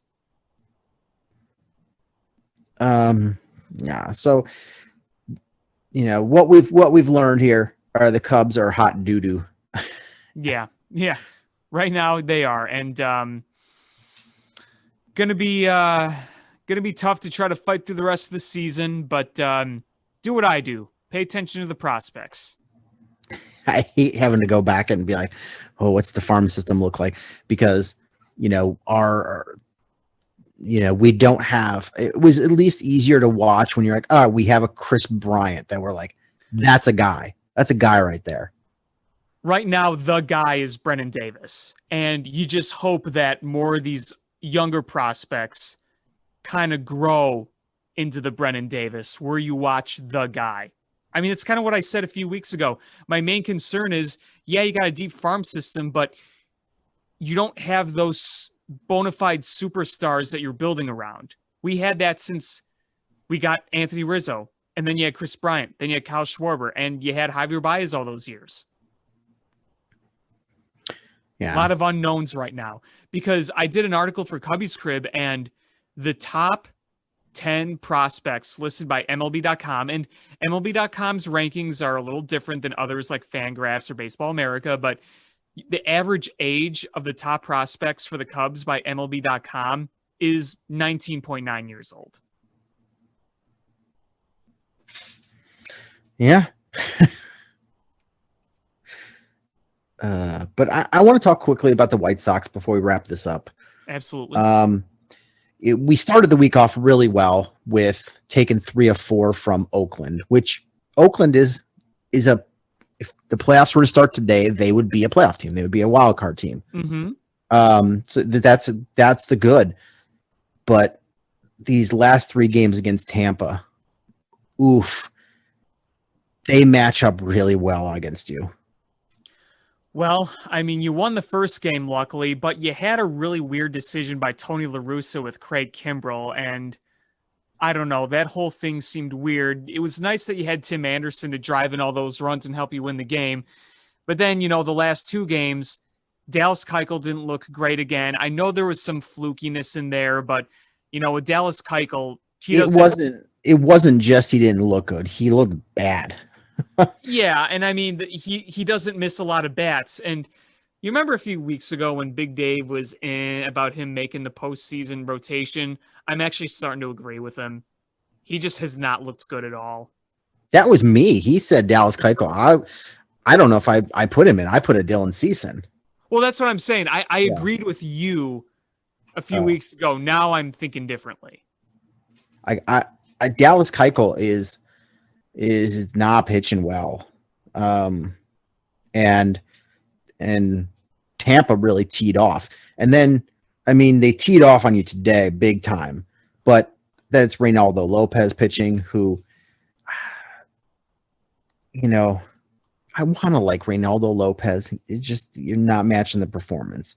And then Garrett Crochet got lit up and you just had no hitting today. Yeah, I know Tim Anderson was out, but you still had Robert and Eloy. And Robert and Eloy, since coming back, they both looked really good overall. I mean, they've hit home runs, they've hit singles, they've been hitting the ball all over the place. But today, you couldn't drive in any more runs. There's another phenomenon that's going on with White Sox and White Sox fans, very similar to what happened with Cubs fans. look, I don't go on Twitter very much anymore, but I did go on the other day just to kind of see what was going on baseball Twitter. And so much of the similar anti-anger that Cubs fans had towards Chris Bryant being quote unquote clutch. You're seeing the same thing with White Sox fans, not all of them, a group of them towards Yoán Moncada. Have you noticed that? Oh, absolutely. He has been the center of their ire. Yeah, and I mean, look, you look at Moncada's numbers. His OBP is great. It's like 370. The average is like 250-ish, and the home runs are at 11.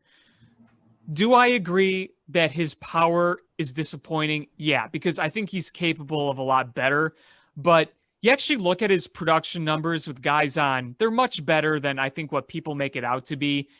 Has he been in a slump a little bit lately? Yeah. I mean, he started off great and has kind of teetered off a little bit, but I think he's getting a little unfairly beaten down, is what I'm trying to say. He's still a very good ball player.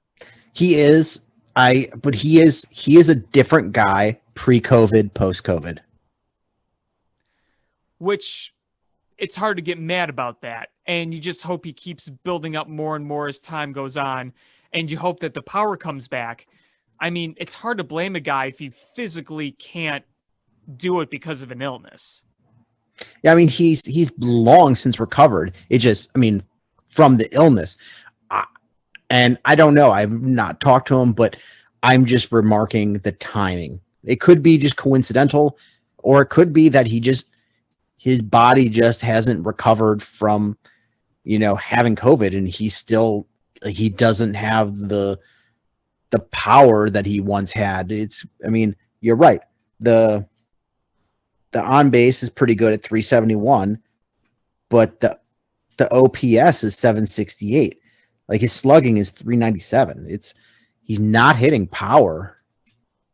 He's getting on base. He's just not hitting for power. Right.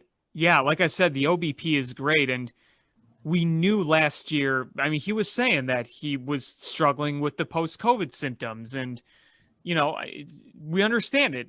It wasn't a good season for him last year, but it was very understandable. And maybe there are some lingering effects. I really don't know. I'm just speculating. But, at the end, he's still a pretty good ball player. Putting up the power numbers you'd hoped? No, but he's still a pretty good ball player, and still putting up some pretty solid production numbers. And he's a nice solid fielder too. So I'm just saying, I just think he's getting a little too roughly criticized, but it's baseball. I mean, what have you done for me lately? I mean, it's weird that they're picking him because he's not even one of their top guys that you're counting on. I mean, as far as offense, you go Tim Anderson, you start and stop with Tim Anderson. And then after that is some sort of mix of Jose Abreu, Eloy Jimenez, and Luis Robert, right? Well, I would say if you're looking at just like consistently established, you'd probably go Tim Anderson. If I'm looking at just best overall based on talent, I'm definitely going Luis Robert. But Tim Anderson is their most important offensive piece. He's the cog, Yeah. And I would have said Jose Abreu a few years ago, but he is getting older now and other guys are coming in. So just no disrespect to him, just make him. No. I'm just saying in my mind, it's Tim Anderson is your most important offensive player, not best, most important. And then that next tier is, however you want to rank them, is Luis Robert, Jose Abreu, Eloy Jimenez. And then after that goes Yoán Moncada, Grandal, and Andrew Vaughn. And so he's like the third tier of guys that you're counting on. I mean, obviously you want him to be better, but he's like the third level of, not the number 3, but the third level. So you're looking at he's like the 3, 4, 5th, 6th, 7th most important offensive player. Way to pick the rotting fruit off the bottom of the tree. If you're mad about performance, then maybe, not not pick a back end or bottom of the bottom of the order type hitter. I mean, Yoan Moncada is like your late middle of your batting order. Well, I just think people will always look for we as sports fans always look for a scapegoat. That's just what we do. Yeah, but I think the White Sox are a really good team, and I still stand by them that they're my pick to go to the World Series for the American League. But I think Tampa is their. You hope Tampa, and if you're the White Sox, the dream scenario in the postseason is that you don't face Tampa or Houston before they face each other. Yeah, sure. I think that's a good way to put it. You don't want to have to both. Right.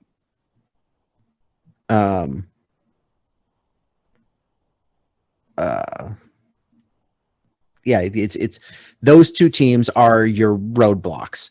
You feel confident you can beat Oakland. They were the one knocked you out last year. You're the far superior team this year. Yeah, I mean it's different. I still think you're better than the Yankees. I think you're better than Boston. It's Tampa, and Houston are really good teams, and you just hope you don't have to beat both of them. Yeah, I mean, at the end of the day, if you want to win a World Series, no matter who you match up with, you just got to go out there and beat them. And you could look at the regular season all year. When it's the postseason, it's a whole different animal. Yep. Just trying to see what the playoff bracket would be if the playoffs were to start. Oof.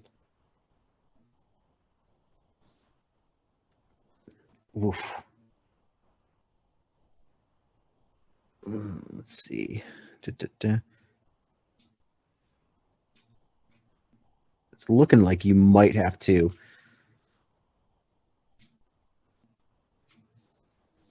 If you're the White Sox, you're, I think, playing Houston in the first round. That's not really where you want to start. That's really not where you want to start. It's a tough start.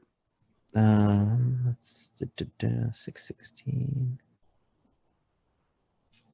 Yeah, you would be playing Houston with Houston having home field advantage.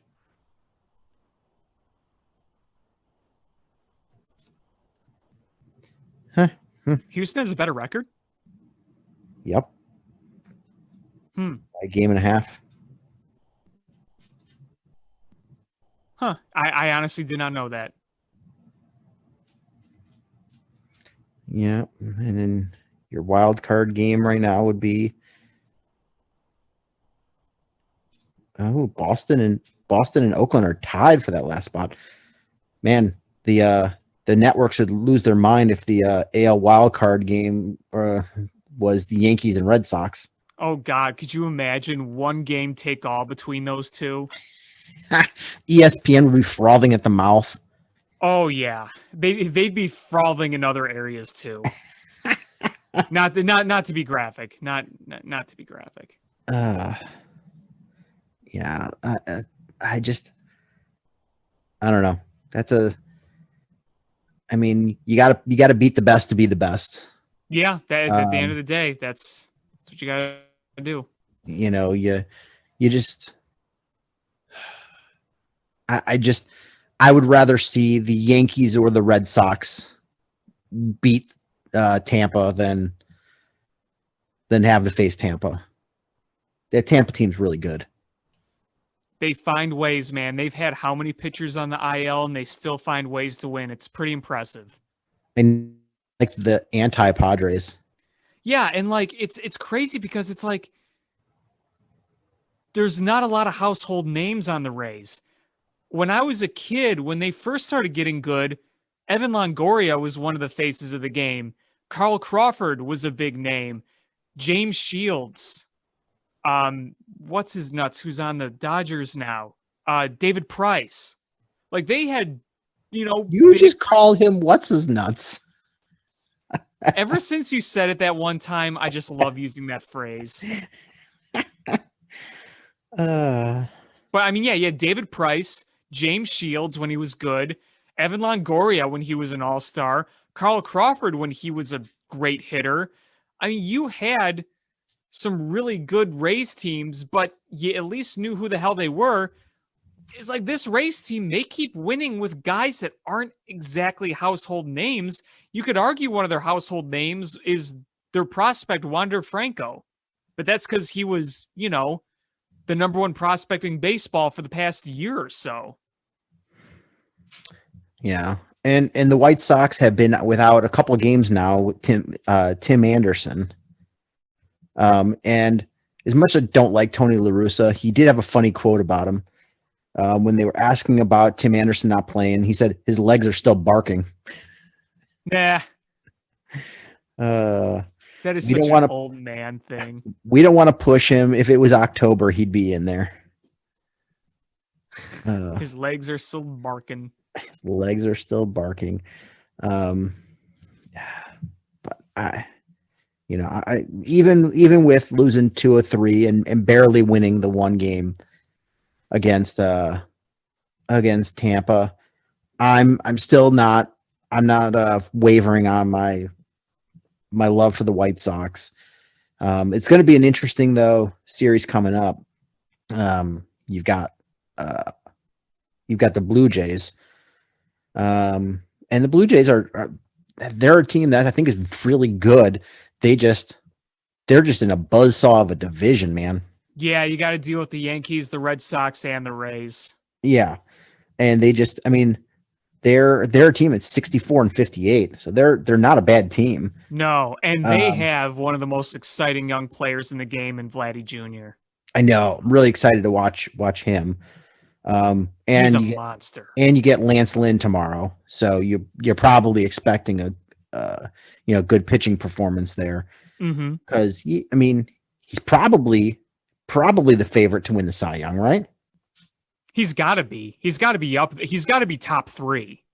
Him and Rodon have got to be in the top 5 at least. At least really top 3. I mean, who else is really in the conversation right now that have been pitching at their caliber? I mean, I think if it ended today, the season ended today, I bet you the Cy Young would be Lance Lynn for the American League. That would be my guess. Probably. Yeah. So I mean, I'm just trying to think of who else. I mean, Shohei Ohtani is going to be in the conversation. He's going to be in the conversation for MVP. Yeah. I mean, not even Babe Ruth has done what he's doing. Yeah.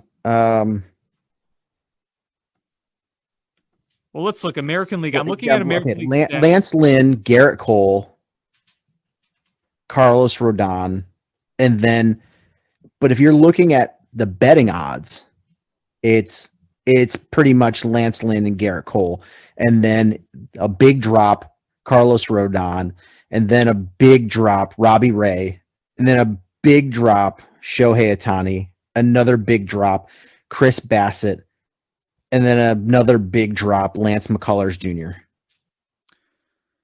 Yeah, Robbie Ray has been really underrated. He's been really, really good. And yeah, I mean, Garrett Cole, you can't leave out Garrett Cole, big New York Yankee. And they love to give awards to Yankees. Die Yankees. And I honestly, I think having Carlos Rodon being, the third best odds probably hurts Lance Lynn a little bit. But I still think it's Lance Lynn's to lose. Yeah, I think so too. I mean, he's been consistently good throughout the whole season. I'm looking at NL Cy Young. Zach Wheeler, Walker Buehler, Corbin Burns, Brandon Woodruff, Freddie Peralta, like 3 Brewers, Kevin Gausman, and Max Scherzer. Yeah, I think Corbin Burns has a really good shot, as does Walker Buehler. I mean, Walker Buehler's kind of got, again, he's got that big market advantage over Corbin Burns, but Corbin Burns has been, you look at his numbers, just staggeringly good. He doesn't walk guys, he strikes out a bunch of them. Kevin Gausman has really been good too. He strikes out a lot of guys too, and he's not necessarily the biggest flamethrower, but he has a lot of movement on his pitches. I mean, man, Max Scherzer, look at what he's doing at his age still. I mean, that right there, I think Max Scherzer's, would you agree he's turning into a first ballot Hall of Famer? Because I think so. Absolutely. Absolutely. And you know what's funny is the start of his career, his first few years, mediocre. And now he's first ballot Hall of Famer. Speaking of first ballot Hall of Famers, did you see that Miguel Cabrera hit his 50th today? No. He did. 50th? 500th. Sorry. I was about to say, I'm like, 50th what? 500th home run? 500th home run, yes. Oh, that's good. And he's almost, I think he's 45 away from 3,000 hits. I'm hoping beyond hope he gets it this year, so you don't have to traipse his corpse out next year to get that 3,000th hit. Like, dude, let's say the final day of the season, he goes out there, he gets his 3,000th hit, he reaches first base. If I were him, I'd just say, that's it, I'm done. I have 500 home runs, I have 3,000 hits, I'm going to be a first ballot Hall of Famer, I've won a World Series ring, I've have an MVP, I've got a triple crown, I have millions of all-stars. There's nothing left to prove. I'm good.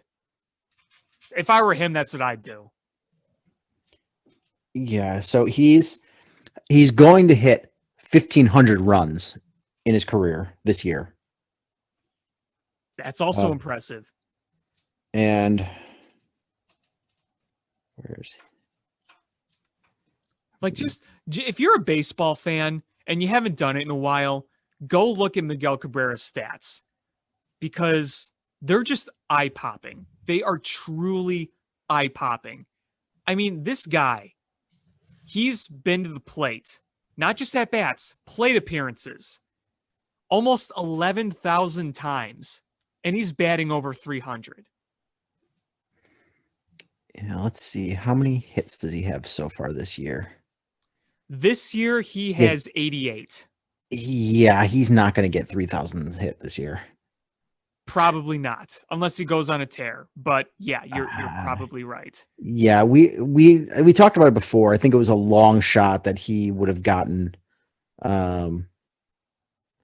He would have gotten his 3,000 hit this year if he went on if he had a bounce back year, possibly.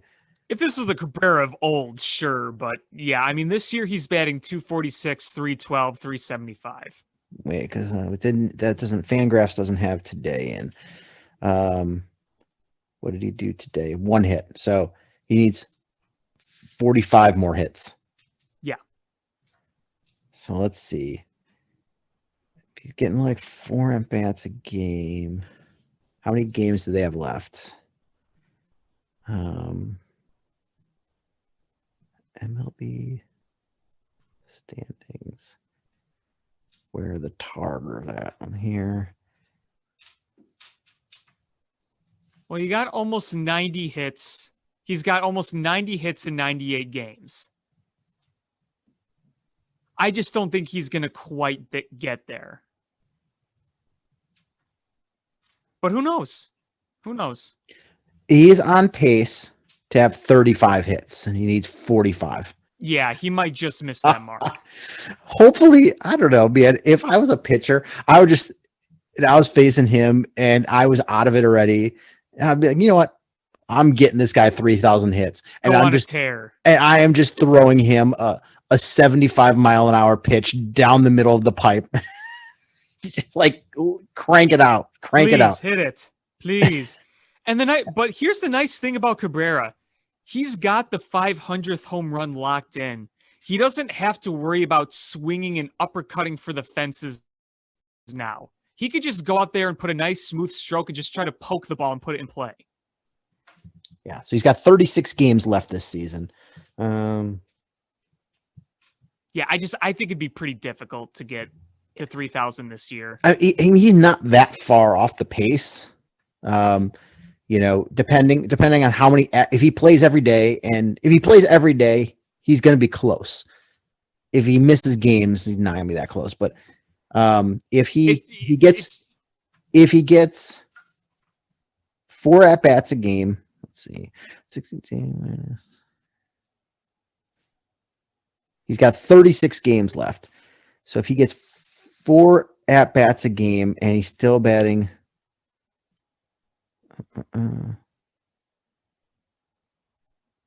times 246, he's on pace to have, playing every day, getting 4 at bats a game, he's on pace for 35.42 hits.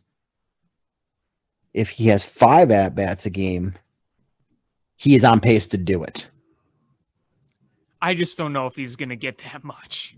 I don't think he's getting 5 at bats a game and playing all 36 games left. Yeah, I mean, he can barely stand at this point. He could barely go out there.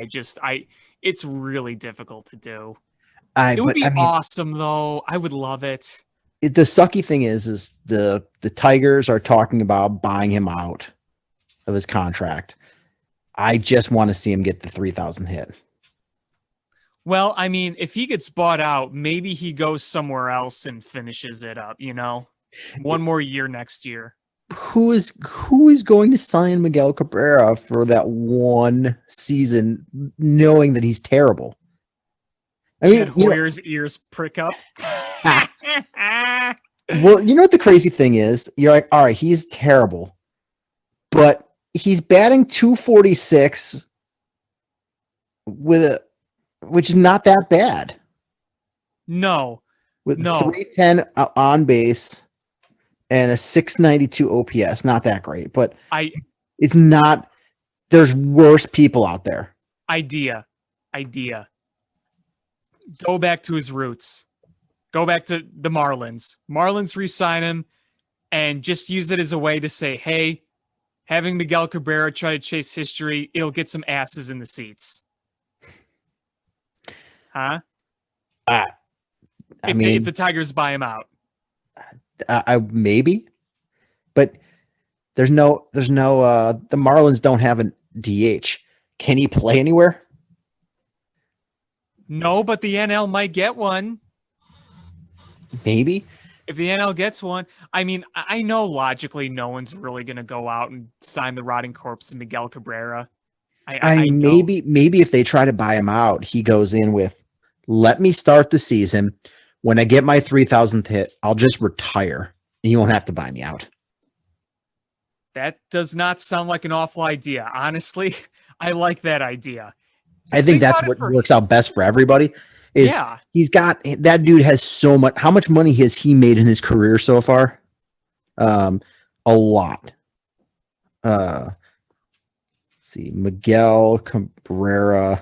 He's averaged $30 million a year since 2018, and before that, he was making between $20 million and $28 million since 2010.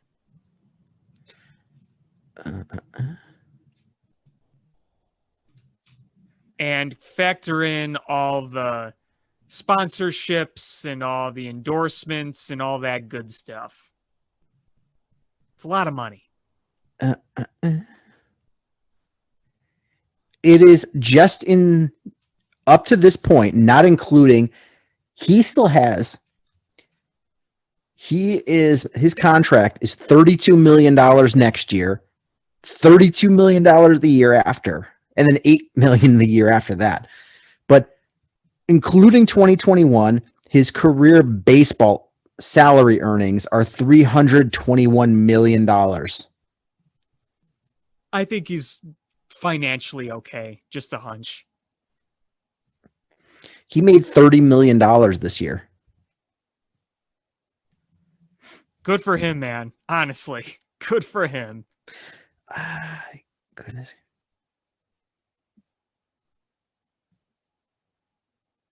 You want to know a fun fact really quick? Yes. From 2004 to 2016, he hit 434 of his 500 home runs. Oh, wait. Here we go. Actually, Miguel Cabrera's contract is $32 million next year, $32 million in 2023, and then an option for $30 million in 2024 and $30 million in 2025. But it's an $8 million buyout to buy him out. So, I mean, if that guy just wants to make some money, he can make another $72 million just by showing up for the next 2 seasons. Love it. Love it. You want to know one more fun fact I got? Yes. So Miguel Cabrera has been within reach. Let me rephrase this. You figure a guy just hit his 500th home run. He was within reach over the past year or so, right? Mm-hmm. He had 446 home runs in his career, only 54 more to go going into 2017. His power numbers just dropped off dramatically at a certain point. Right, because since then, he hit 38 home runs in 2016. Since then, he hasn't hit more than 16 in a season. Yeah, his power. I mean, you look at his numbers now, and you're like, all right, the batting average is okay. On base percentage is okay. But the slugging is low. Yeah, I mean, if you look at his career OPS numbers, this is the first year, 2021, the first year ever he's had an OPS below 728. I mean, he's probably on pace for about 16 home runs this year. Yeah, probably. Maybe 15. Somewhere around there. Somewhere around there, yeah. I mean, right in that ballpark, not the 38 home run ballpark. Like I said, if I were him, I got my 500th home run. Don't even swing for the fences. Just try to poke the ball and get hits. Yeah, that's all I'm doing. Is you got your 500, and honestly, for him, that's probably the more important of the two numbers. I agree. He's always been known as a power hitter. So that 500 home runs, that puts you in a pretty special category there. But that 500 home run mark pretty much guarantees you in the Hall of Fame. But the 3,000 hit is like a lock. You get that 3,000 hit, you're in the Hall of Fame. Oh yeah, no question. Unless you're Pete Rose or a steroid user. But yeah, let's see. With the 500 home runs, he's in a list with Barry Bonds, Hank Aaron, Babe Ruth, A-Rod, Albert Pujols, Willie Mays, Ken Griffey Jr., Jim Thome, Sammy Sosa, Frank Robinson, Mark McGwire, Harmon Killebrew, Rafael Palmeiro, Reggie Jackson, Manny Ramirez, Mike Schmidt, David Ortiz, Mickey Mantle, Jimmy Fox, Willie McCovey, Frank Thomas, Ted Williams, Ernie Banks, Eddie Matthews, Mel Ott, Gary Sheffield, Eddie Murray, and now Miguel Cabrera. That's a pretty good list. Pretty good. He is now ahead of Lou Gehrig, Fred McGriff, Adrian Beltre, Stan Musial, and Willie Stargell. And much to the dismay of a certain former White Sox announcer, he is ahead of Yaz. Yes. Hey, question, really quick. Are you shocked that Gary Sheffield is not a Hall of Famer? I just want your opinion. No. I'm not shocked. He's a very good player. And honestly, he is, batting wise, He is very, very Javi Baez. Oh, he had a 393 OBP. He had a career OPS of 907. He had 509 home runs. Yeah, he was a great player. I think he was a Reuter, though. Could have been. I'm pretty sure.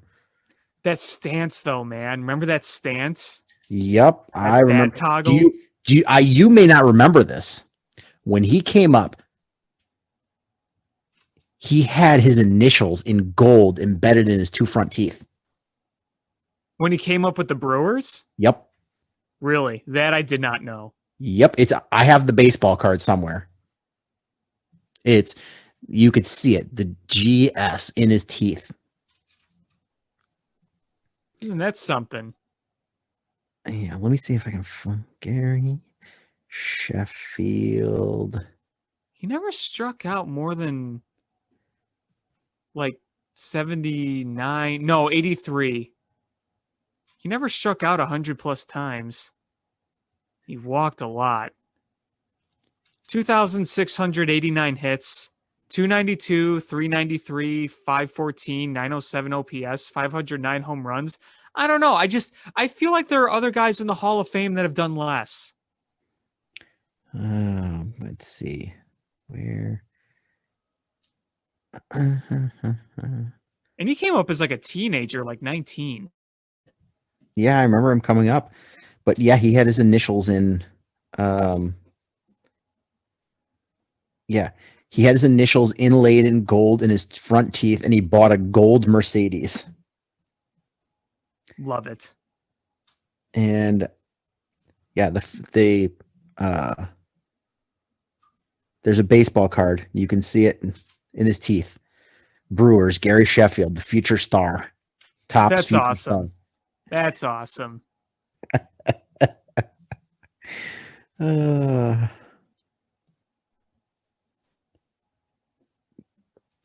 see. But 3,000 hits. How many players have 3,000 hits or more?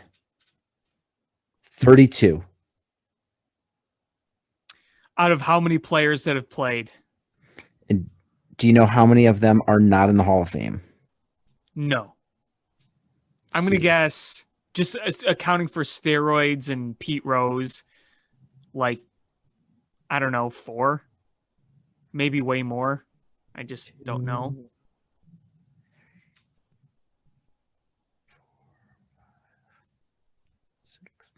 6 of them. 6 of them. 6, okay. Rafael Palmeiro, steroids. Yep. Ichiro Suzuki, not eligible yet. He'll be there. He'll be in there. A-Rod, steroids. Mm-hmm. Adrian Beltre. Is he not eligible yet? He just retired not that long ago. Yeah, I don't think he's eligible yet. He'll be in. Yeah. Because he's got 500 home runs and 3,000 hits. He better be in the Hall of Fame. Albert Pujols, not He'll be eligible. there. He'll be in there. And Pete Rose. I put my money on the Reds. Yeah, it's man, Sam Rice ended up with 2,987 hits. Just missed. That's a bummer, man. It's a bummer. That's why I'm hoping that Miguel Cabrera gets this. Yeah, me too. Even if he has the Roberto Clemente where he just ends at 3,000 period. I think that's neat. You know, there's not a lot of guys that are going to get 3,000 hits in their career. No, it's a rarity. It's a very small percentage. Because you have to be really good and you have to have longevity. Yep. Yeah, and that's not easy. No, it's not. I mean, who that's still playing? Who's an active player besides Albert Pujols, which he's already got his 3,000 hits? Who do you think is going to potentially do it? 3,000. Yes. I mean, Miguel Cabrera probably will get it. Right. But I mean, of the younger players. Oh, geez.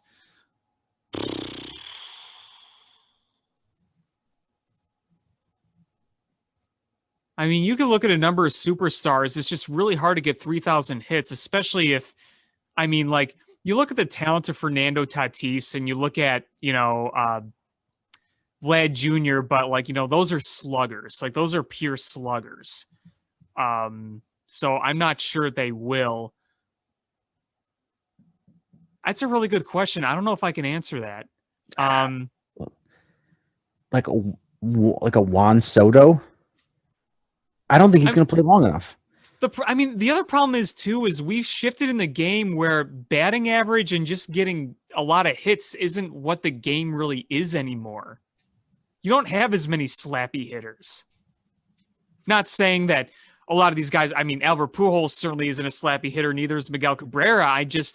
I feel like more than ever we're sacrificing power and walks to just hits. What about Lindor?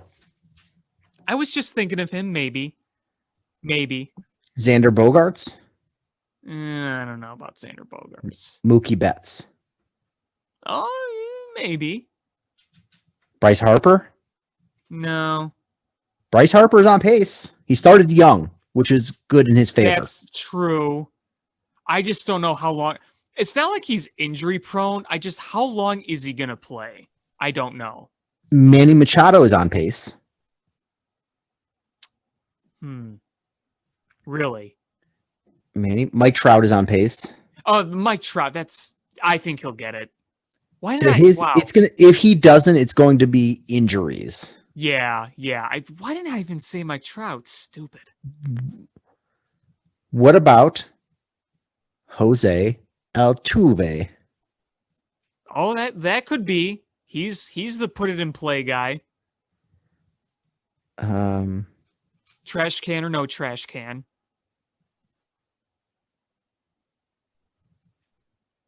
Yeah. So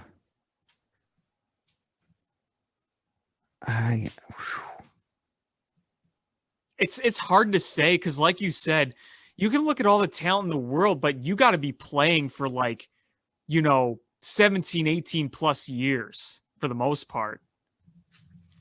Yeah, but for his age, so I'm looking for his age, Jose Altuve should be at about 1,500 hits to be on pace, and he's over that now. Mm-hmm. Somebody else that is on pace but is not going to get enough opportunity and not going to have the longevity, Starlin Castro. Yeah, I don't think that's going to happen.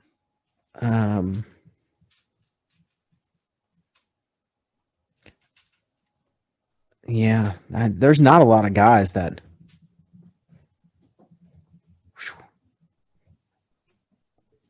Yeah, Mike Trout. I think Mike Trout has fallen off the pace. Well, my thing with him is, like you said earlier, injuries. He's been susceptible to those lately. Yeah. And Mike Trout walks an awful lot. Mm-hmm. I think that's going to hurt him too. Injuries and too many walks. Sure. Yeah. That's valid. Let's see. How old is he? Trout? Yeah. Around 30, right? It's got to be around there. Fan graphs. He's 30. Yeah. And currently has, not including today, he's at 1,419 hits. No, I don't think he's going to do it. It's a lot of hits left to get post 30. Mm-hmm. especially since he's never broken the 200 hit mark in a season. Yeah, because like you said, he does it all. I mean, his walks, he walks almost as much as he hits. Which is very impressive. Yeah, like look, let's see, 2019, 137 hits, 110 walks. 2018, 147 hits, 122 walks. That's a lot of walks. That's a lot of walks. Yeah. But is there anything else you wanted to talk about? No, I think I've said my piece. Well, I think that's going to do it for this episode of Bill Swerski Sports Talk Chicago. We will be back next week talking about the Bears' third and final preseason game, and hopefully we are talking about Justin Fields dominating so much that they have to start him. But that's going to do it for this episode of Bill Swerski Sports Talk Chicago. Please hit subscribe however you listen to podcasts, whether it's iTunes, Stitcher, YouTube, TuneIn, Google Play, Spotify, etc. Share this podcast with your friends. That's how we grow the show. Follow us on social media at Swerski Sports, Facebook.com/Swerski Sports, SwerskiSports.com, or Alex Pat Sports Chat on Facebook, or AlexPatSportsChat.blogspot.com. And again, thank you guys so much for listening. And until next time, bear down. Cubs win! What a lucky break! The good Lord wants the Cubs to win! We thank Ditka and God for all they have provided. Cubs win! Cubs win! Cubs win! Oh, I don't want her, you can have her, she's a Packer fan. She can't fit in my van. And she looks like Remember, New Yorkers, smoking crack is not legal on planes. Bears 31 to -7. the Bears. Oh, when the Bears go bearing down.